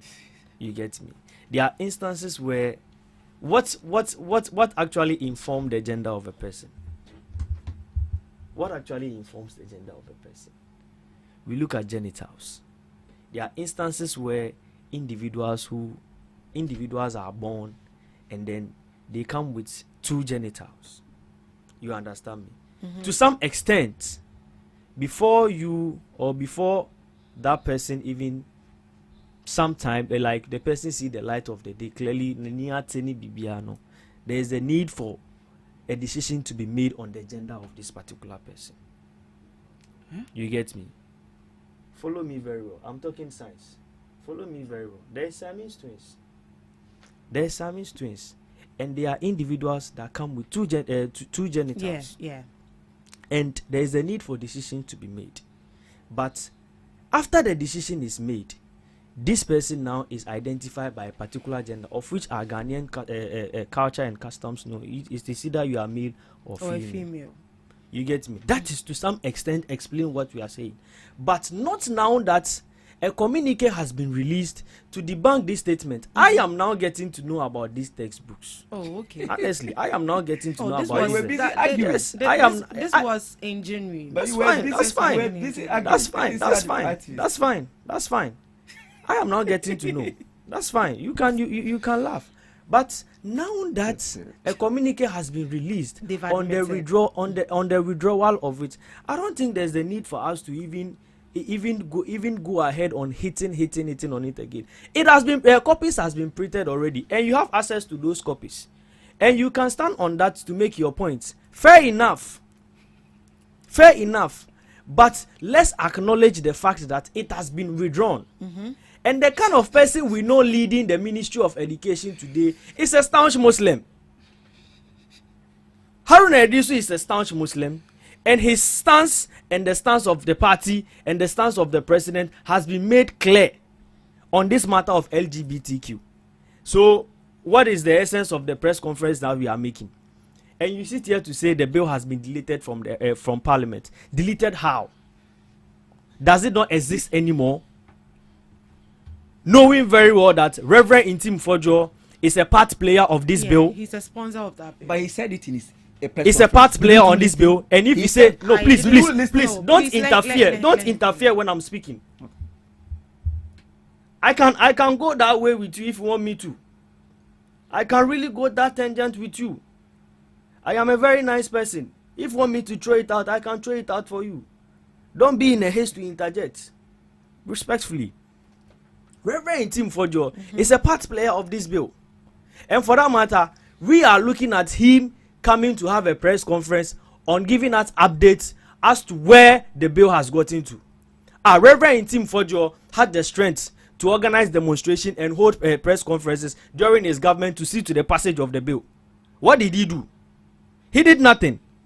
And today you want us to clap for you for setting up microphones, calling media men to come and create content for them to go and share for you, to score some points for your flag bearer to see you.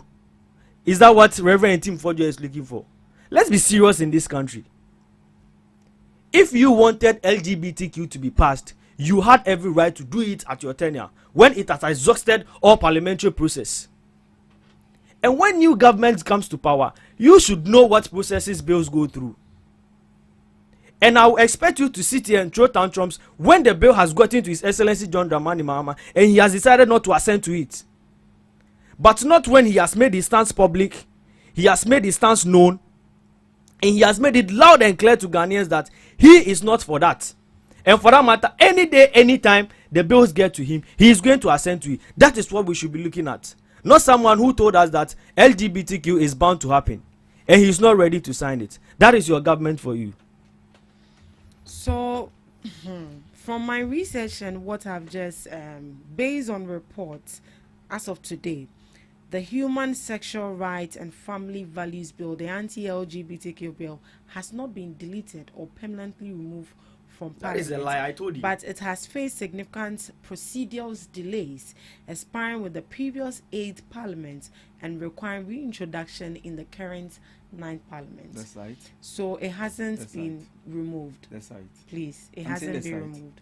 You said it hasn't been removed. That is parliamentary procedure. You should know that. From Parliament website. That is parliamentary procedure. You are expected to know that. So it hasn't. You don't come and sit here and then say all manner of things that you have no idea of.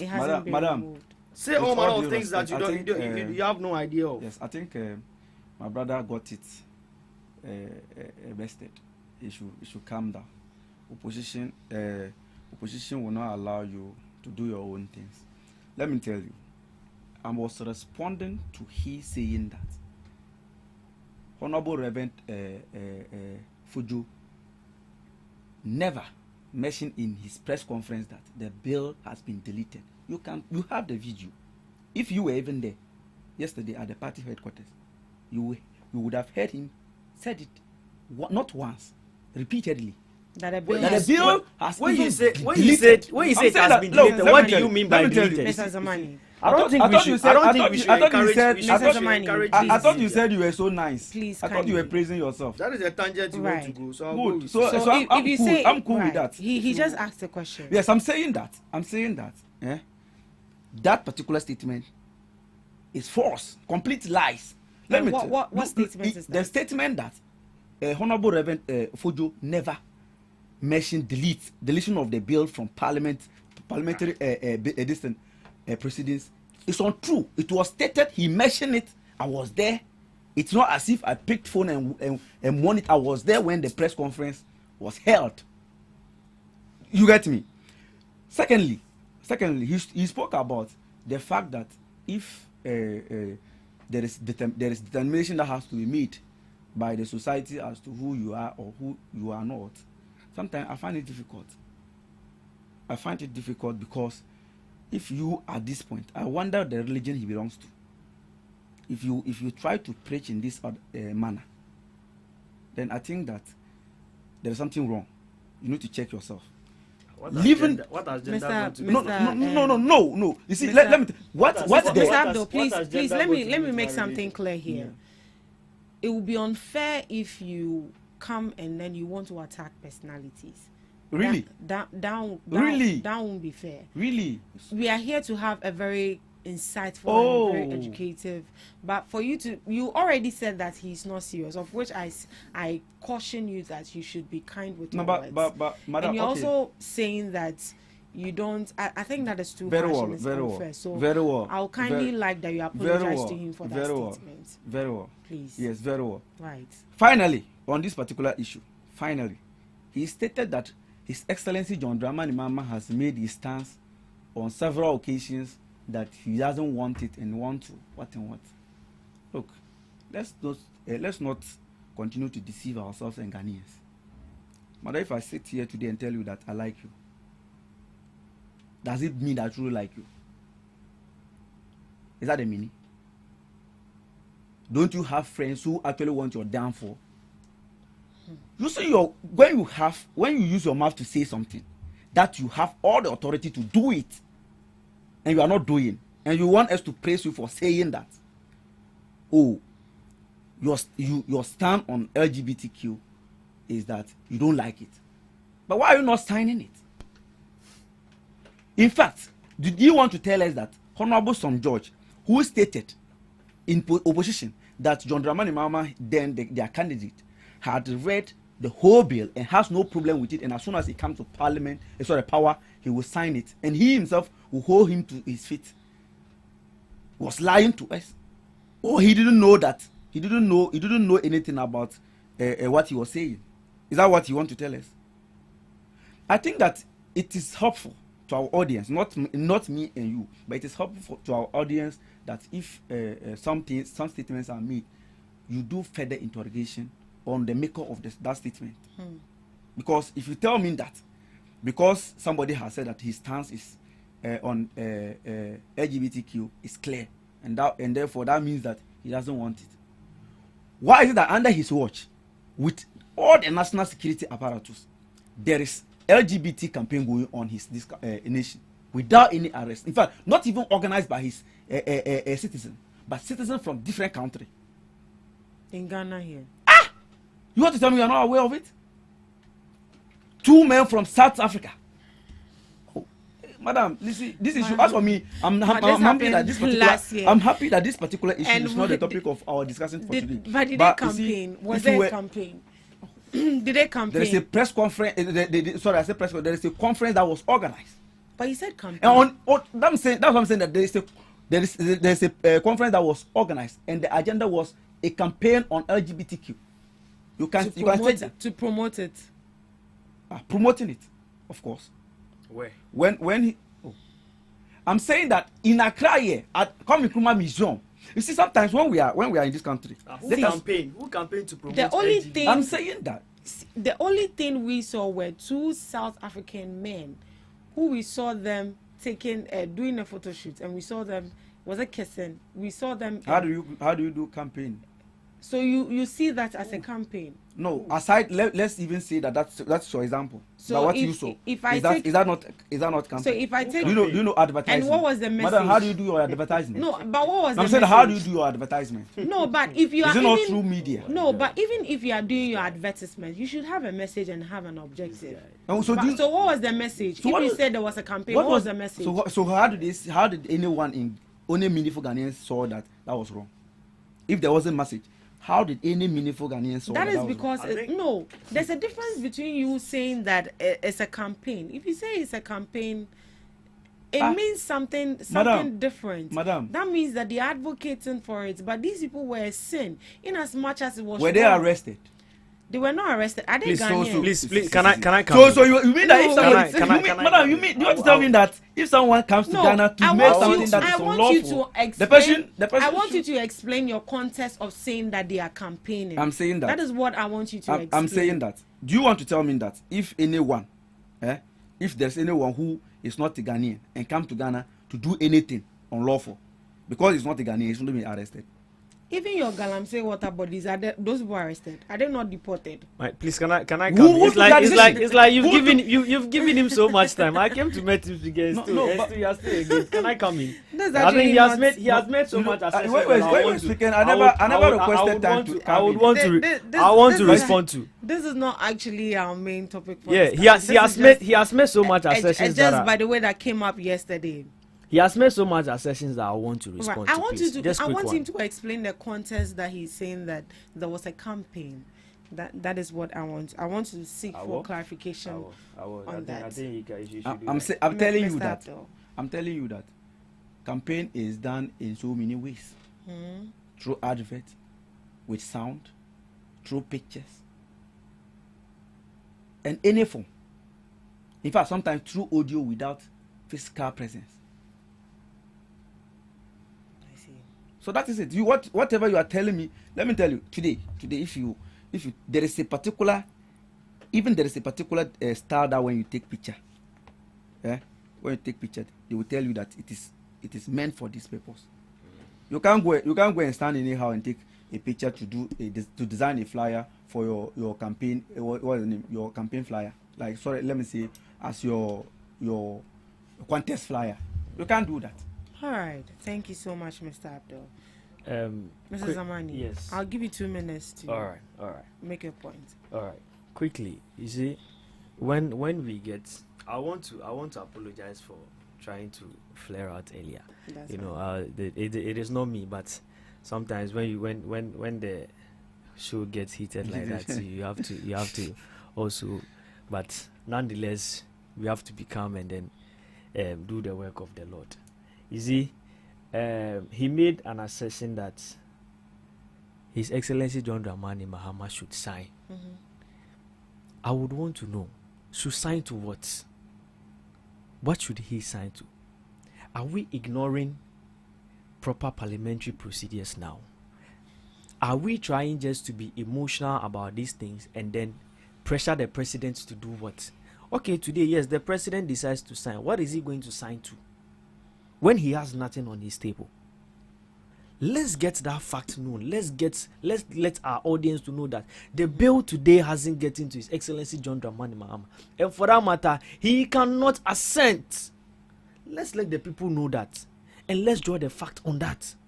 And then again, to tell us that the bill has been deleted from Parliament. When you say deleted from Parliament, what are you trying to mean? Deleted from Parliament as in how? Is it that the bill doesn't exist anymore?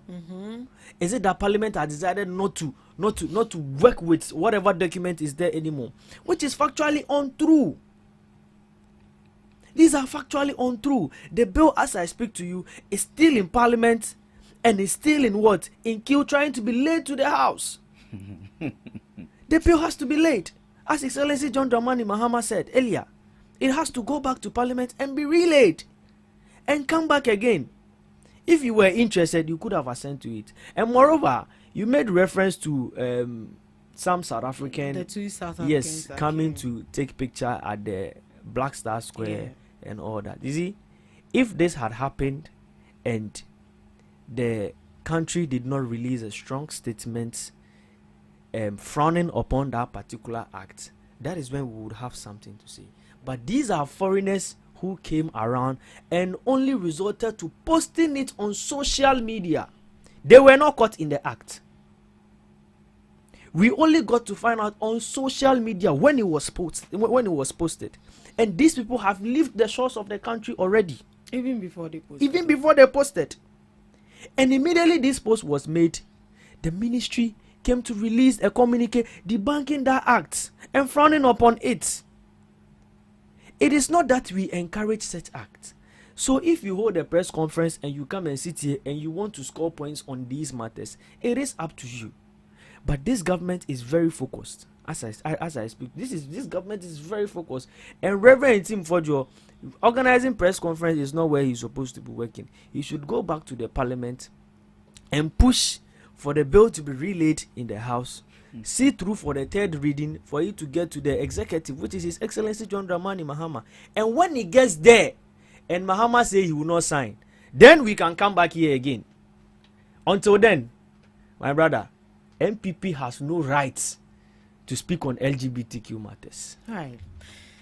That will be all for the LGBTQ issues. President Mama said it's not a priority. Yesterday we saw a press conference from the minority that that bill needs to be signed, and President Mama needs to apologize to Ghanaians, especially to the Christian bodies, the Christian Council, the religious leaders. You need to apologize to them because it was part of your campaign message that when you come, you were going to sign that bill to abolish it. Right. We'll be getting into the main issues. So yesterday we saw in the news that 100 new buses have been released to relieve Ghanaians of the transport burden and also the transport crisis we faced some time back. So following the arrival of 100 new buses into the country, an intervention aimed at easing the daily struggle commuters face. But beyond the main news or the main headline, there are questions that remain. That how actually would these buses be managed? Because we saw issues of the Metro Mass. We also saw the likes of Ayalolo, where they were not also managed properly. Now they've brought in new buses. Should it be the case that anytime that we have issues, they bring in new buses? What happened to the old buses? What did we do to it? So these new buses that they brought, what is the assurance that it's not going to end up like the old one that we saw, where we even had news that and some were even used for scrap? So sad. So these are actually the issues we'll be looking into, and the questions are, how are we going to manage it? The one thing that a transport analyst said, that we shouldn't make the mistake we made with Metro Mass and Ayalolo. Mr. Zamani. All right. 100 new buses have landed. Yes. To be able to relieve Ghanaians of the challenges they face when it comes to getting transport to work and also coming back.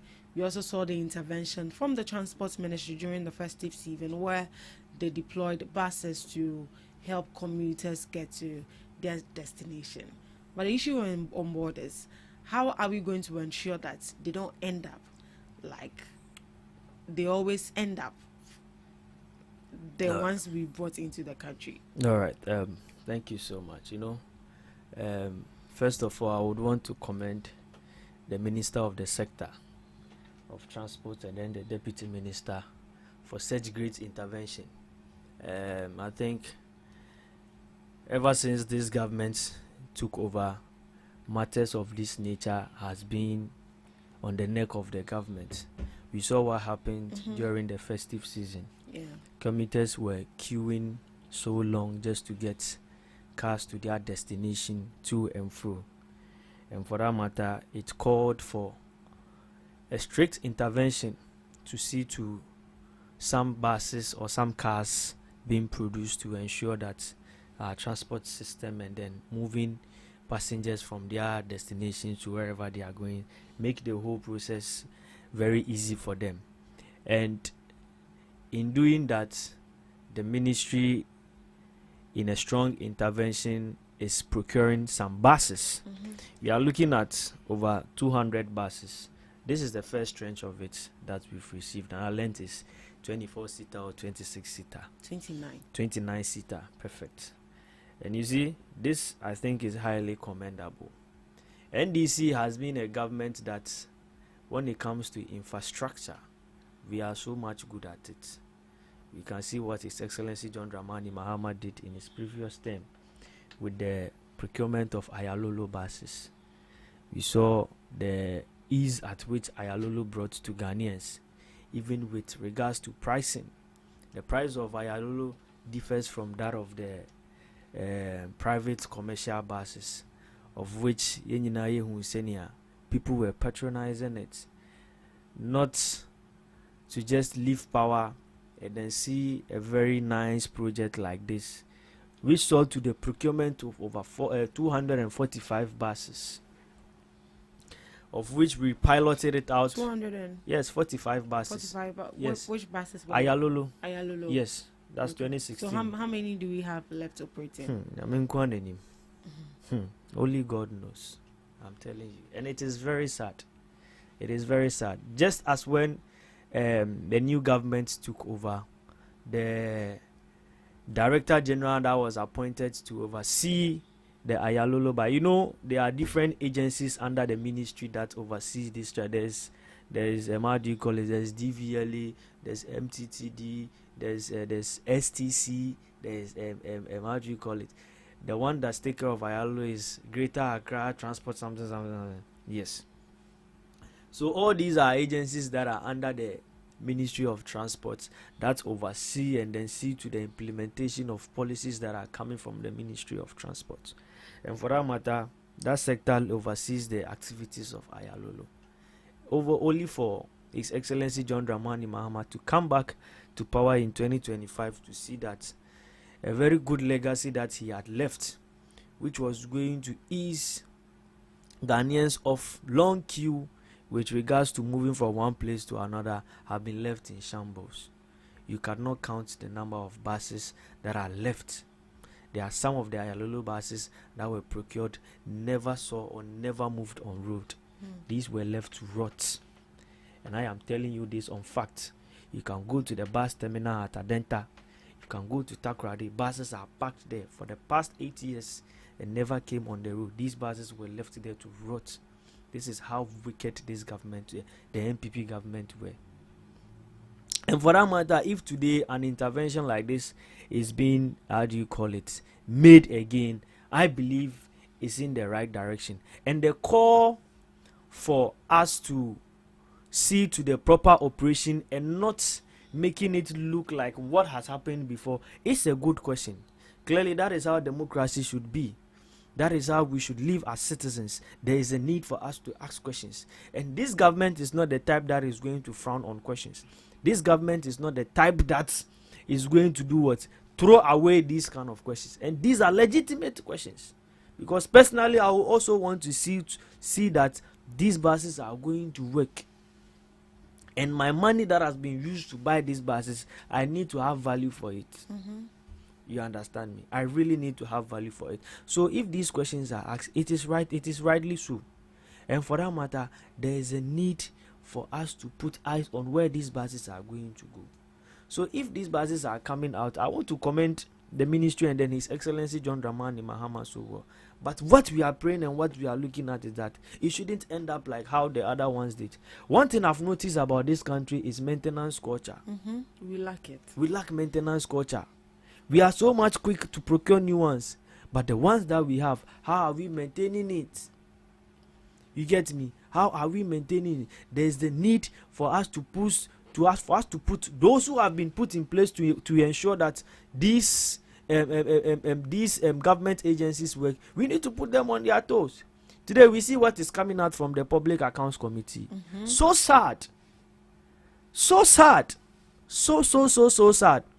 People that are being paid off taxes, people that have been paid off huge monies, are seen to be doing shoddy works. And they come and sit on Public Accounts Committee and are like, wow, is this the country Kwame Nkrumah fought for? Is this the country that was left in the hands of Nana Akufo-Addo and his people for 8 years? This is what they did to us. So if new buses has been bought, new buses have been procured today, it is best.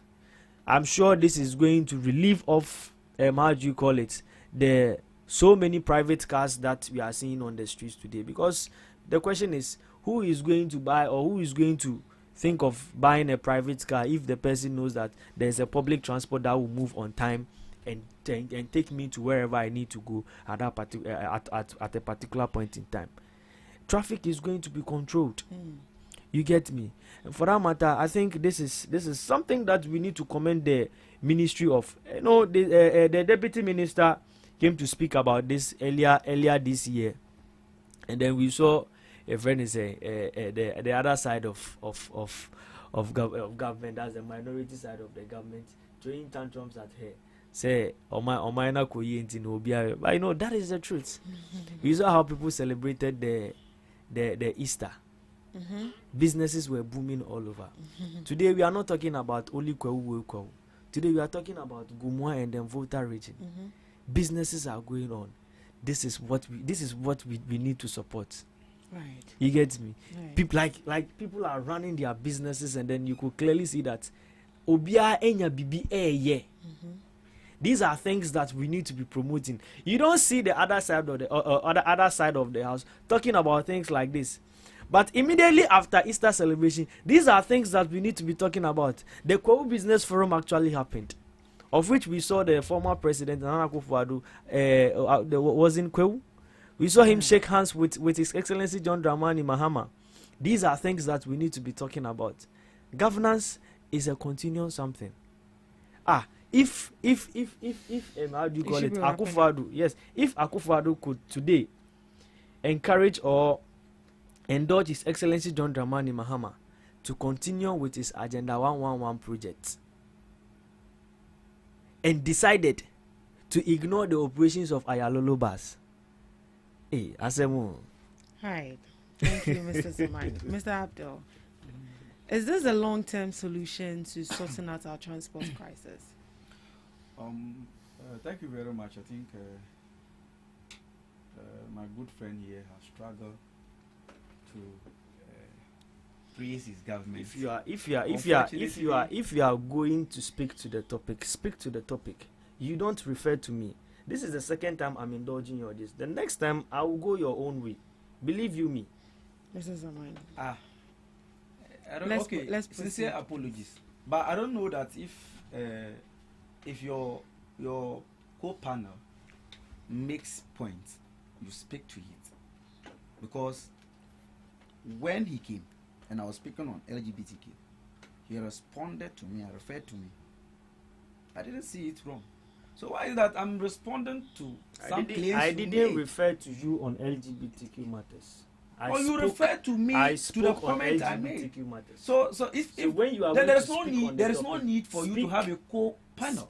Well, if I allow you to, if I want to say that if I allow what you say here to go so like that, go ahead and speak. Go ahead and speak on them. In any case, I've not even said but you anything. don't come here to tell me that I don't know. I'm struggling to do whatever. I can also refer to you saying. So you wait when you are battling. When you are battling. Oh, if you want us to go that tangent, fair enough. We'll do it. But I think if that is what you want to do, fine. Over 25 minutes, I allowed. If that is, I'm just drawing your attention. If that is the tangent you want us to go, I don't have problem. I can clearly see you are the type that is please wrong. let's proceed. Yes, I don't have problem with it. If you are rough, I'm more ruffian than you. I don't have problem with it. You can choose any means, except that, unless of course you want to say that you have not engaged yourself in any proper conversation with a different political party person. Anytime you raise point and then before some other one establishes point, he has to correct some mistakes or false information you put out. And I can't say it's Madam who said it. You are the one who said it. Or should I say, Madam, you are the one who said it? No. Anyway, let's continue. So, like I said, he struggled to explain and then praise his government over the new buses that we just received in this country. And then he ended up landing into festival issues. But to begin with, I must say that we should not be too quick to praise this government as far as history of NDC government on buses are concerned, because there has never been any bus issues under NDC government that do not end up with a whole lot of scandals. Were there any scandals with any of the buses? Metro Mars. You can remember the car branding that was awarded to one Selassie Ibrahim, one NDC activist, with a whopping sum of 3.6 million Ghana cedis. To brand in fact, a yes, car. to just brand a car. Which car? You sure didn't you see those buses that they kept the former president's pictures on them? So is it the Ayalolo buses? Not the Ayalolo buses. I don't know whether it was also part of it, but it was under the Metro Mass Transit when they came in 2015. Don't tell me you are not aware of it. You are the one raising your issue. You are the one raising your issue. Now you want him to validate what you are saying. Please allow me. Please allow me. But you are the one raising. You are the one raising your question. So you should be able to defend your facts. You want him to validate what you are saying. You don't even know what you are saying. Madam, you see, on the more serious note, this guy is failing to understand certain things. She asked a question. When I was making my point, I never asked whether. But if she's asking a question, I answer the question. But why do you want her to validate what you are saying? Please, respectfully keep quiet. I'm saying that. Yeah. I made a point and she asked a question. So I responded and I'm asking. Go ahead. This is a public knowledge. Go ahead to make your. Madam, you can research on it. It's a public knowledge. The Baz Brandon, what's the name? Scandal. Okay. You can do that and then confirm to yourself. I know there's Metro Mass and Ayalolo, and I'm asking you which of the buses. And you said I gave you specific bus. So I show you that the buses that NDC branded with former president's pictures. Okay. Very well. Fair enough. Good. And I'm saying that we should not be quick to praise this NDC government on this subject matter, because as far as the incoming MPP government is concerned, we will investigate to know whether there is that usual practice of scandals in this particular basis procurement or not. But that notwithstanding, why must we always take decisions that will send us back when there are already made our available ideas of advancement? His Excellency Dr. Mahmoud Bawumia, after we were shocked by external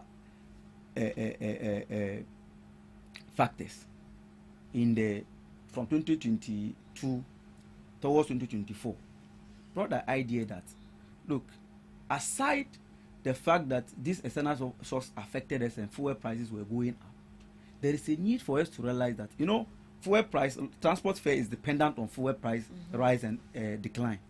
So there was a need for us to bring the idea of electric buses. And if you recall, somewhere is it 28th or 27th of November 2024, he actually launched it. In fact, the government purchased hundreds of these buses and we received 10 as a then.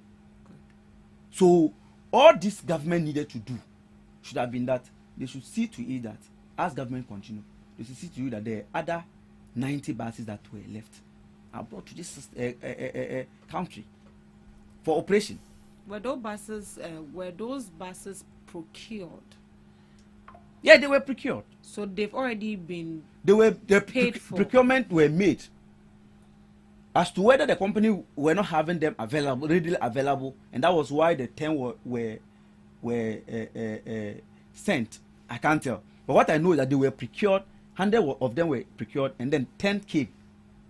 You understand? So what I expected from this Transport Minister, Honorable Joseph Bukar Nekwe, and then His Excellency John Dramani Mahama to be doing, is to continue this good and brilliant idea of His Excellency Dr. Mahmoud Bawumia. How many charging ports do we have in the country to be able to satisfy those 100 buses?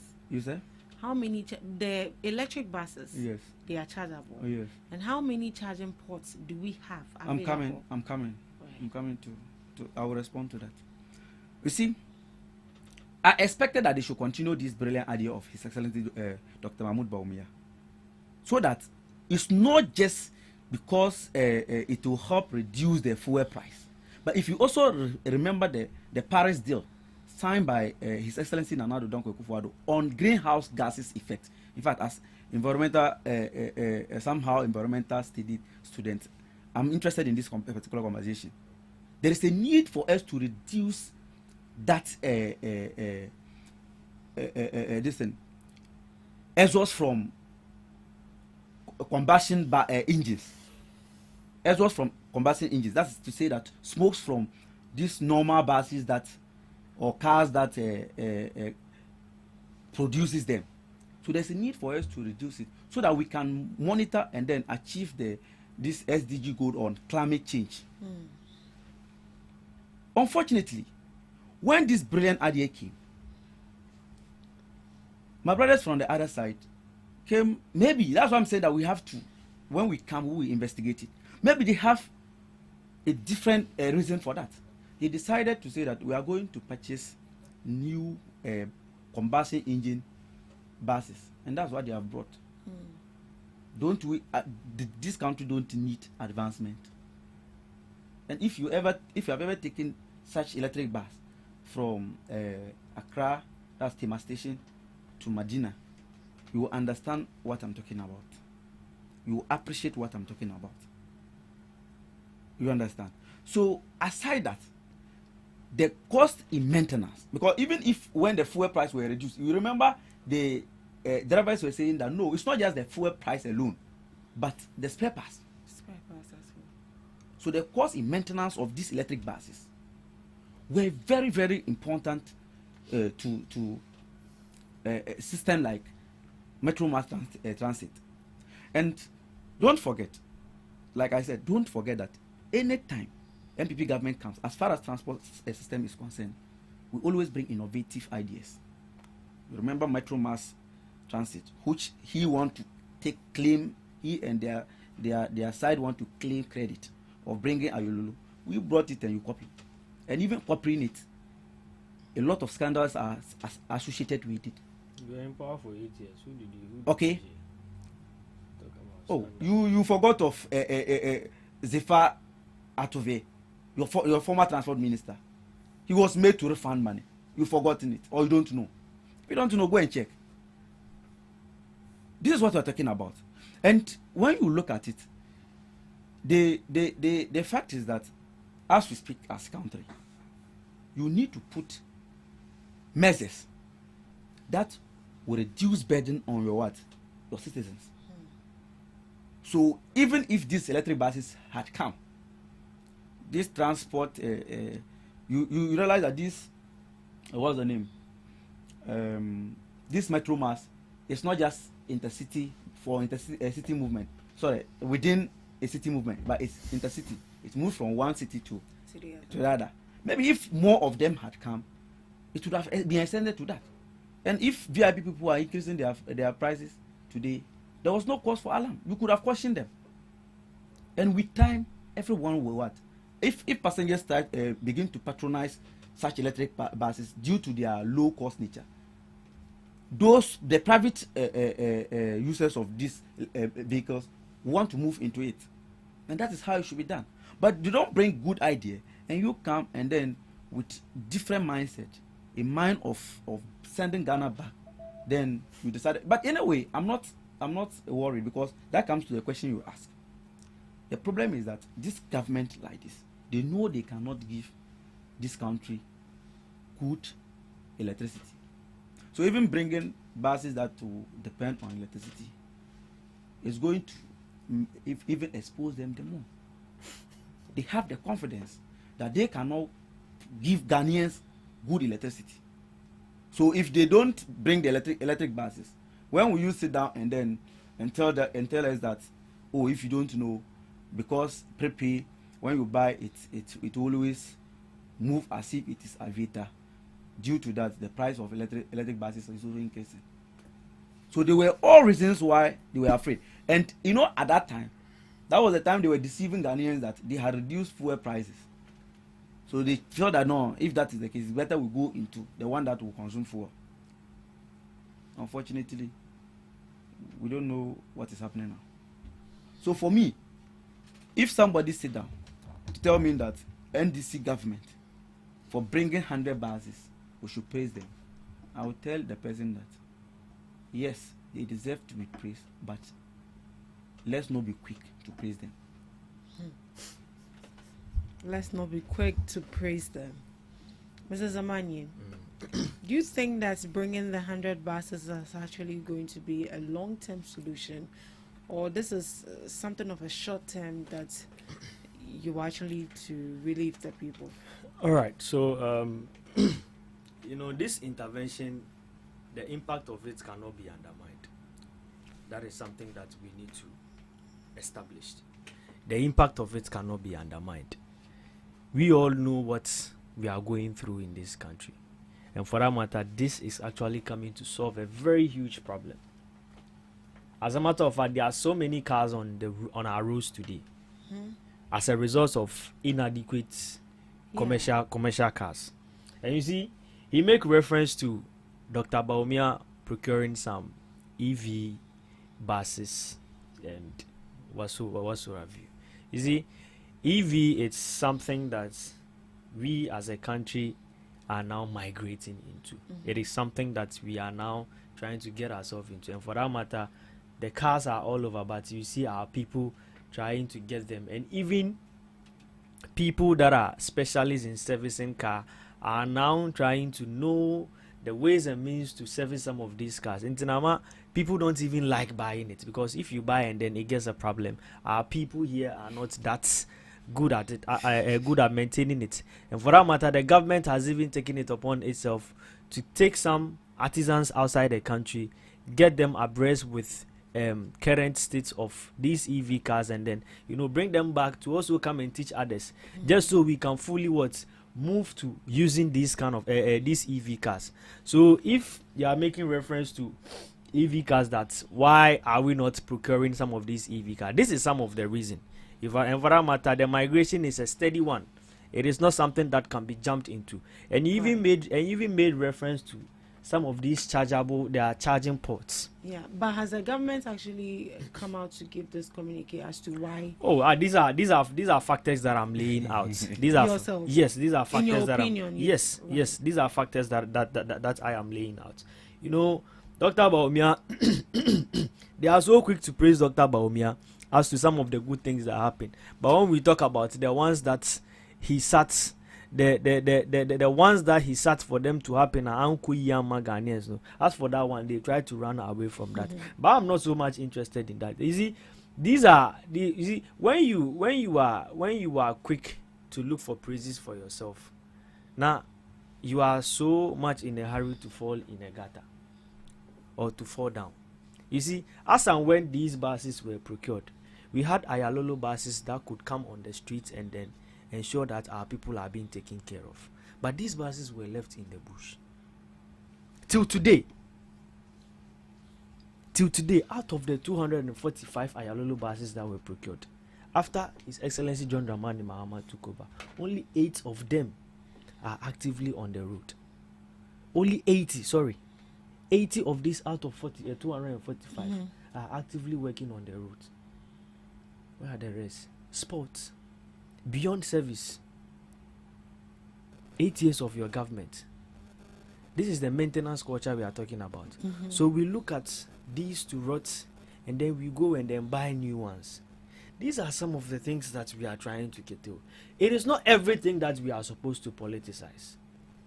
This is something good that we need to commend the government about. But what we are supposed to do now is to ask questions as to how it's not going to do what? End up like the previous ones. These are questions that we are supposed to be asking. And these are tangents that you are supposed to be going. But not trying to say, Baumia, new idea, so let's move to EV. Fair enough. Fair enough. We have people that are using EV cars today. But let's look at what? The costs that go into the servicing. Do we have the requisite knowledge or the requisite skills to go into the servicing of these cars? You get me? You also talk about scandals, and even alluded to the fact that this government deserves praises for this procurement of buses, but he's not quick to praise them, and that's whatever. You were in government for 8 years. You claim scandal. Who did you prosecute? You claim scandals, that there were scandals in bus branding and bus whatever. Who did you prosecute and jail on this matter? These are criminal matters, right, my sister? Yes. You can only come here and say something if only you prosecuted and jailed someone. So I believe this is something that is coming to solve a lasting problem. Coming to take cars off the road. Coming to make sure traffic is controlled. So I believe this is something that is going to solve a long-lasting problem. And for that matter, if the rest, because we are looking at... Should we also admit that our road is also a factor? Oh yes. As for the roads here, we all know. We all know our roads are not in good shapes at all. That is why His Excellency's big push program today, everywhere you pass, people are clapping for him. The whole country now we see is a construction site now. We can clearly see that road construction is going on everywhere. Contractors are on site working. And for that matter, the confusion and then the sway of attention that these people want to sway our attention from the good works that His Excellency John Dramani Mahama is doing in the EMFA. So I think whilst we are working on our roads too, we are looking at procuring more buses. And you see, these buses, first of all, are going to work within Accra. You get me? They are going to work, that's the intra-city. They are going to work within Accra. As and when the other trenches come in, I'm sure they are going to look at what expanding to other side of the country too. As well. Right. Mr. Abdul. Are we swerving a long-term solution? Practicing what you preach, or you changing your speech. I thought somebody said that you don't refer to other. Or you're talking about when you said what. Anyway, I'm not having problem with that. But madam, I was happy when you asked him that is he his own thinking of the factors that he's saying, and he admitted that yes, that is his own thoughts. Very good for him. But I expected that you should ask him that the people he said the government has sent to learn on how to maintain the electric buses, when did that happen and where did these people go? That's what I expected. It's not true. So do you want to tell us that these buses, that the few that came, they don't get fault? Do you want to tell us that they are not maintained? Or we import people from outside to come and then maintain them? This is complete force. Let me tell you, government has not sent anybody out to go and learn on how to maintain electric buses. Look at contradiction. If you say that you have a lot of Ayalolo buses that are standing somewhere, that the previous government needed to bring on roads to work or to operate, and it didn't do. When you came, why don't you? Because we didn't do that because we saw that there was a need for us to migrate from the combustion engine buses to electric buses. But why did you come and you still believe in those combustion engine buses, and you didn't bring them, you didn't see it to bringing them to operate, and then you decide to go and buy new buses, and you are talking about culture, maintenance culture. On this note, have you agreed, or will you admit that you should blame your government for not even paying attention to maintenance culture? In fact, the worst of it is that your own government, this current government, just came, just January 2020, you came and sold your Ayalolo, about 313 of them, and made a lot of losses, just as you are doing at Go Board and other places. They sold Ayalolo and made a loss. A lot of losses. Close to 6.5 to 12 million Ghana cedis. You can check it. So you don't allow people to come and then misinform our audience on some of these things. And the interesting thing is that you talk about these scandals and you are asking who have they prosecuted. I refer to you as your former transport minister, that he was made to refund money. Zifar Ativo, the former transport minister, and the NDC Mama 1 administration. That happened because the contract that he supervised to giving it to NDC Siliasi Ibrahim under the bus branding. In fact, it was not just only sole source, but it was also cost inflated, because the procurement documents showed that the contract was going to cost an amount of 300 plus thousand. 300 plus thousand Ghana cedis. You understand? Unfortunately, from 300,000, it's not even 1 million Ghana cedis. It moved to 3.6 million Ghana cedis. That is the inflation of course that we are talking about. So if that's why I'm saying that it's not that I'm one person that believe that if you deserve credit, I give it to you. But if your previous actions are questionable, your current actions must be carefully looked at. All that they are doing, you one day sit down and then tell them, look, if even the transport minister, Honorable Bukari Nimpe, should be ashamed that he's going to buy a full buses that consume fuel. Because when transport union met him, he deceived them that they were not going to see any increase in fuel prices. When did he make that statement? When that's why I told you that was when transport union met them. That was the time they introduced. In fact, that topic we are even going to have. That was the time they introduced. Was it before the war? No, that was the time they introduced the fuel levy. Okay, so that's fine. So even as a minister at that time, he should have understand that, okay, if fuel is a major concern when it comes to transport system, let's see how to move away from it. And you cannot develop ideas. Somebody have developed ideas. Instead of you to just continue it, it's also a problem. Let's be serious in this country. They should continue. So this is from the website of Sunyani Technical University. He asked the question of government's intervention on training of peoples on the transitioning to the EV electric vehicles. So this is from RG College, Sunyani Technical University sites, and this is affirming my statement here. So a delegation from Sunyani Technical University Center of Excellence in EV and Green Technology participated in a transformative 2-day national training for electric vehicles. Stakeholder and policymakers in Ghana has accelerated whatever. Read it. Whatever. Why not reading it? Oh, no, you said they participated in 2 days. This thing, but you said that the government have sent people out to go. Is that not what you said here? Don't quote me wrongly. Don't quote me. Don't be satisfied on what you say and quote me wrongly. No. Don't be satisfied on what you say and quote me wrongly. So this is the confirmation of what I'm saying here. Government is actually taking steps on training our people.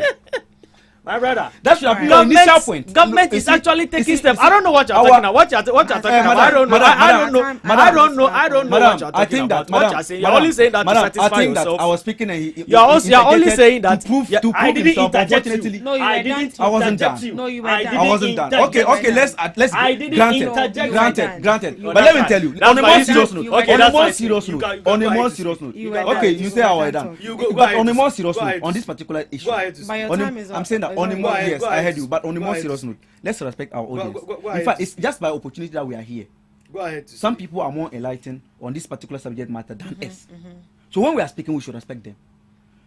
If your initial statement was that government is taking steps to educate or to equip people with skills on how to do this maintenance on electric buses, it's simple. But you categorically stated that. I'm saying you categorically stated that the government has sent people out to learn. That is misleading. I thought you said you are not done. Right, that's enough. Please, our time is. No, I'm just cautioning you that we should respect our audience. You are not questioning me. You are not done with what you are saying. We are proceeding to our second topic for discussion. But before we go, we have a comment on Facebook, and this is from Angel Ahia for NPP and lies and like 5 and 6. Okay, right. So we proceed to government engaging stakeholders on fuel tax review. There have been concerns from transport unions that they should review the taxes when it comes to fuel taxes, and there's been calls for the scrapping of the D-levy as well, that if time is not taken, they are going to increase transport fares. Do you think that the D-levy should be scrapped in as much as we still have energy sector debt to pay? Mr. Abdul. All right, so for me, I believe that the decision by government to have stakeholder engagement is a complete display of their arrogance of power. When they initiated this process, the minority said, in opposition, you touted that you were coming to cancel a lot of taxes. You came and then you canceled taxes, to some extent, taxes that were avoidable, and we are going to impose on Ghanaians a tax that is non-avoidable. The only person who can avoid this particular fuel levy tax is somebody who's working. Otherwise, if you choose to use motorbike, if you choose to use car or flight, definitely you are going to suffer it. So that was the decision. When you came and you remove e-levy, Besson tax, and then other taxes, which you describe as nuisance, minority caution you that your revenue generation will be a problem. Yes, even though you could remove some of them, but don't just be quick to go and remove all of them. Madam, let's give them fair judgment. If I have come to tell you that somebody is charging you on this and that, and therefore I'm going to, when you give me opportunity, I'm going to remove it, and I come, remove it, and go back door to impose something that is about 20 times what the person was imposing on you. Am I being fair to you? So initially, they took the decision without seeing these stakeholders. Why all of a sudden? Why is that today? They are saying today. They now see the need to engage stakeholders. The unfortunate thing is that the ministers who are in this sector, energy and transport, they are interlinked, like I earlier mentioned. Because of, in fact, I have to emphasize on energy minister specifically. Because of the lies he pulled out and deceit he pulled out to this nation, other ministers believed him, and then they also deceived people like stakeholders like a transport union that there was nothing that is going to happen. He knows that government doesn't owe a single liter of fuel, and therefore they don't control fuel prices. But he said they have reduced fuel price. He said there was not going to be any increase, even despite the introduction of the levy, and that he specifically said that it's only intelligent government that can do that. It's only a smart government that can do that. In fact, madam, today we are finding it difficult to even explain to Ghanaians that it is not a problem of NDC that fuel price is increasing, but they can't understand because the NDC polluted the minds of Ghanaians that if not intelligent person, nobody can reduce fuel prices. And if fuel price is increasing, it means that anybody under who that fuel price is increasing is wicked and is mismanaging the economy. And that nothing from anywhere can affect us. So if they had taken their time to engage these stakeholders initially, if they there was, I don't think there would have been a need for them engaging stakeholders again. Why are they even engaging stakeholders on this subject matter? Are you not saying that you want to ease the living standard of Ghanaians? So if they are crying of something that you have put in there, you should be quick to remove it. You said we were not listening, and we accepted it because that's why Ghanaians voted us out. So what you preach, you came, practice it. Don't sit down somewhere and tell us that because of then that's why fuel price has gone up. It's not the today. If you go to a well, liter price is little below 14 cedis. What it means is that Guel could have sold fuel at 12 cedis today if that 1 cedi levy were not part. And you won't understand the importance of 1 cedi unless, of course, you are buying fuel up to 20 liters. So should the levy be scrapped? I don't even see why they introduced it in the first place. Because if they think that they were coming to reduce burden on Ghanaians by removing taxes, and then they camouflage and they remove some, they shouldn't introduce new taxes. Right. And they were talking about energy debt and what have you. This is not the first time this is not the first government to inherit energy debt. You can check. This is not the first government to inherit energy debt. So we shouldn't pay the debt. We should keep. I'm saying that you should find a way to pay it. How? Oh, okay. They should force. Another alternative? Huh? Is there any other alternative that they can fall on to pay the debt? They should know it better. Because they said that. You don't know what I said. You know, I will not. Because if I'm coming, if our ideas, tell us your madam, proposal. if our ideas were respected, we would have still been in power. But it wasn't respected. So they touted that they have you all contribute it takes to national development. So just tell us. I get it. What They tell have us all your it takes. Tell us your alternative. To keep all these things. So what I'm saying is that if they think that taxes were wrong yesterday, it should be wrong today. So they shouldn't even have a reason to introduce any tax, because they cannot tell me that they were not aware of the debt that we have under energy sector. Right. And this is not the first on record. This is not the first government to inherit in energy sector debt. Did they introduce D levy or fuel levy? Mr. Zamani. Did they do so? Is the energy sector debt for you? Is it for NDC? I want to believe he's done. Just so he's here. He's done. I'm done. His time is up. All right, that's fine. But you were asking questions already, so.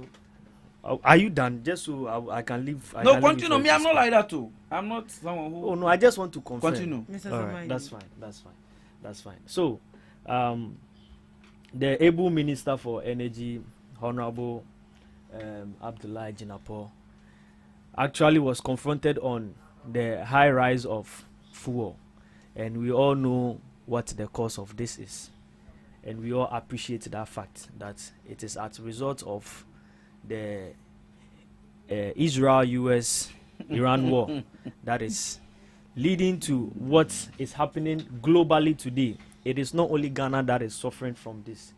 And you see, when we get the opportunity like this and we are speaking, you made mention to the fact that we have people that are more knowledgeable on these sectors than we are, and for that matter we should be very careful with our tantrums.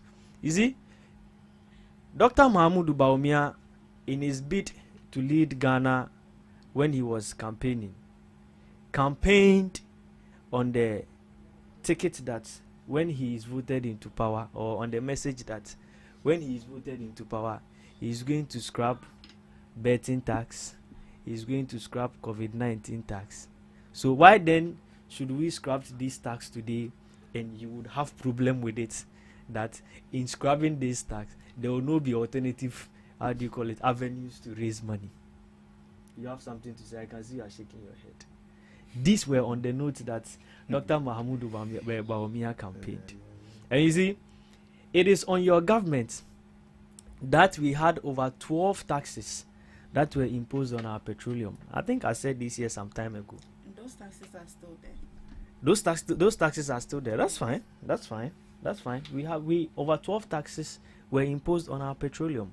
And as at when taxes on fuel prices were rising, were on the high rise then, and Ghanaians were speaking about the fact that there is a need for a reduction in fuel prices.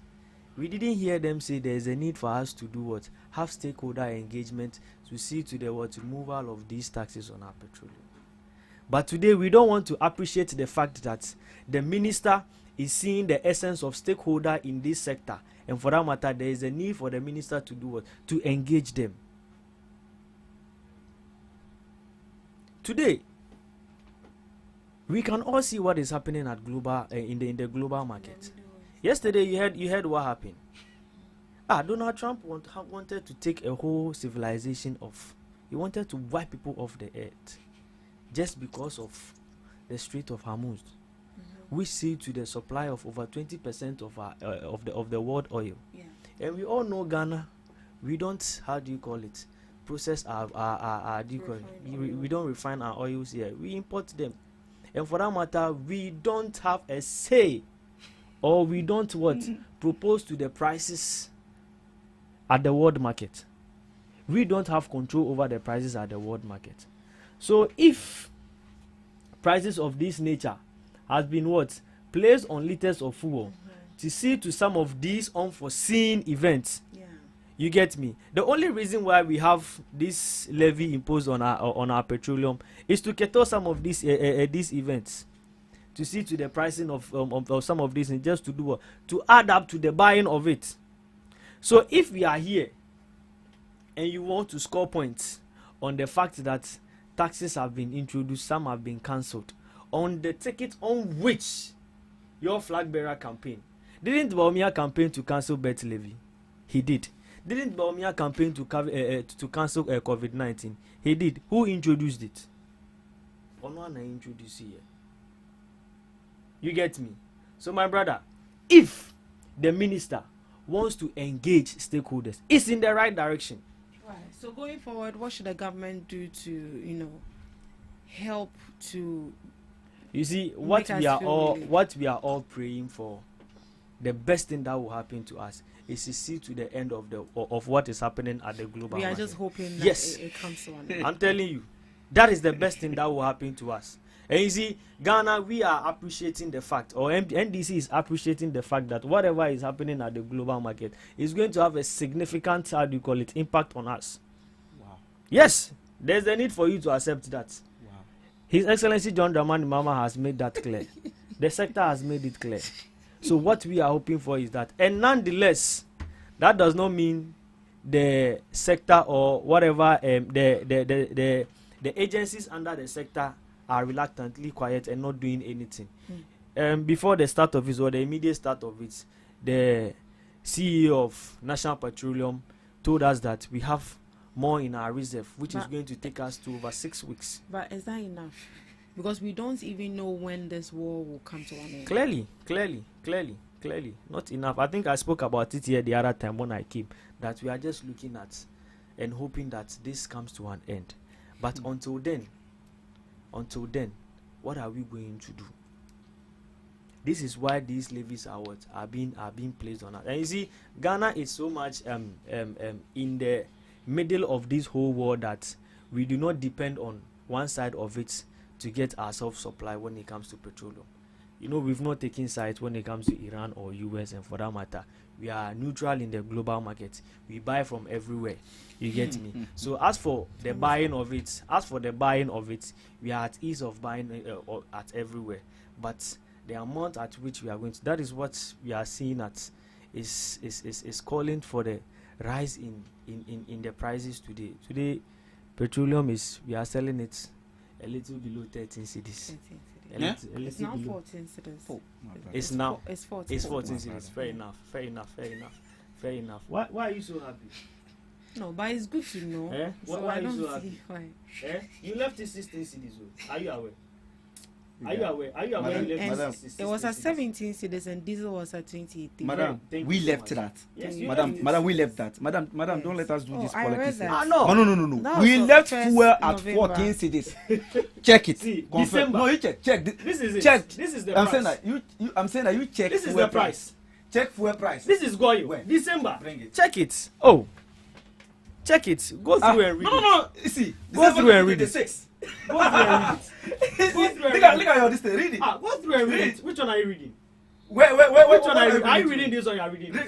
Open it for me. Which one are you reading? I gave you to read. You are reading. You are talking. You are reading. Let's read the comments on YouTube. Let the NDC and you left the thing higher. Stop attacking each other. Pass your comments and move on. You must not win every argument. And this is from Kojo 03N on YouTube. Right. But madam, you see, he has made a lot of assertions here. The issue of Dr. Mahmoud Bawumia campaigning to abolish some taxes were clear, and we are still standing by it. Nobody is having problem with NDC coming to clear those taxes. Nobody. But I'm saying that they should have option in clearing those what taxes. The option Bawumia was providing, Dr. Bawumia was providing, was that he was introducing electric vehicles to reduce the demand on fuel consumption. And once there is a low demand for a particular commodity, there's no pressure on it, and therefore the price effect doesn't affect the citizen or the consumers. Is that not the case? Today, he said the NDC have accepted that, or have accepted that global shocks can affect Ghana. That's why I laughed. All of a sudden. That's why I'm saying that we are finding it difficult to tell Ghanaians that it's global shocks that is affecting Ghana. Because even your then communication officer, in fact, who is now having his mouth full with booze and cannot talk, said that bombs flying from Ukraine. I'm saying that Ukraine never landed. Let me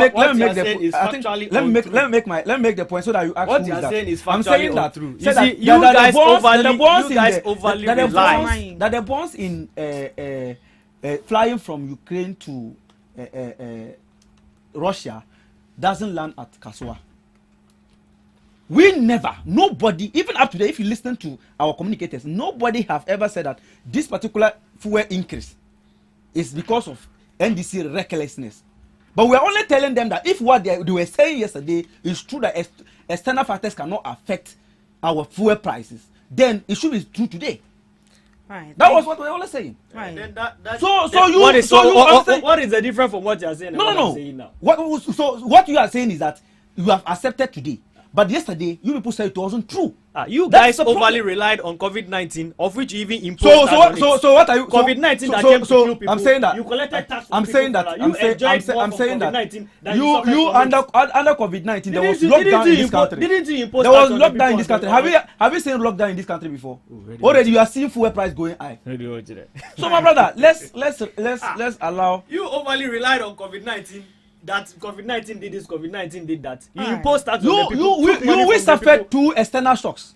Thank you so much. Global shocks. We suffered Russia-Ukraine war, and we suffered COVID-19. You just won. It has just, in fact, the MPA boss that he's talking about, the least talk about him. That's why I don't even want to talk about his issue. Right, because if you mess, he assured Ghanaians that there were a lot of reserves, and that the fuel price increment will not go high. Within 60 weeks, he gave 6 weeks. No, he gave 6 weeks period. Right. And it is not up to that 6 weeks, and we have already seen fuel price going too high. One thing the NDC government is failing to do. Thank you so much. They are failing to tell Ghanaians that they are getting a lot of benefits from this war. Thank you so much. Our time is up. We are happy we are not getting. Thank you so much. Thank you so much for joining us on the GhanaTalks Breakfast Show. Gentlemen, your last words before we go, please. Mr. Samani. I want to say a very big thank you to GhanaTalk team for always giving us the opportunity. Today I came on a very sober note, but I've seen the true colors of my brother, and for that matter, we shall go on that tangent onwards. And again, I want to say a very big good morning to Gabi and then the boys for the support that they always give us when we are coming to the show like this. And again, I want to say good morning to Honorable Abdullah Kuka, the presiding member for Koli Klote constituency. And good morning to everyone. Let's keep supporting, and then let's keep supporting the good governance of His Excellency John Dramani Mahama and the good interventions that we are bringing on board. The content creation and then the press conference and the tantrums will not help. Let's support the government. At the end of the day, if it goes well, we are all going to enjoy it. If we the young ones are able to get jobs to do, and we are living in a harmonious country like this, and everyone goes and comes peacefully, I'm sure that is what we want at the end of the day. Not when we are looking for faults, even when there are no ones, and decide not to speak about the good things that are happening in this country. Thank you so much. Thank you. I would say thank you to you and your team. Then also I wish my boss, CID, is coming for our national youth organizer. He's at the UK for some youth summit. What I just want to encourage Ghanaians is that we should prepare. Let's prepare very well to face the hardship the NDC is already bringing towards us, because they have failed woefully on all the promises that they made. They made promises of making sure that they introduced 24 hours to create jobs. Today, my brother is saying that they are praying to get jobs. They've promised to give out the good women of this country, Women's Development Bank. They have failed to do. No, I'm giving, that's my life word. Or you have a particular words that you want me to say? No, you have. So you asked me my last word. That's my last word. Madam, it's not real debate. Exactly. That is what I want to Madam. Mr. Zamani, you let him finish. Madam, I'll respond to you. When you were saying that we should continue to support the government initiative and what have you, did you ask him to that's fine. Whatever you ask me my last comment. No, if my last comment is to sing, if my last comment if my last comment is to sing, if my last comment is to sing, I will sing. Also, I don't have last comment again. You are supposed to give your last word. And I'm giving my last comment. And I'm giving my last comment. So let me give my last comment. Anyway, I'm okay. You're not going to give your last comment. Oh no. He actually has. You have a particular last comment that you want me to give. Otherwise, if you don't have, I'm saying that Ghanaians should prepare their minds to face hardship, because the youth has been scammed. No 24 hours economy. The Formula 133 has vanished. Women's Development Bank is gone. Even if you never allow me to talk. Thank you so much for joining us on the Ghana Talks Breakfast Show. We had a very insightful conversation right here in the studios. We'll meet same time tomorrow. Do have a lovely day.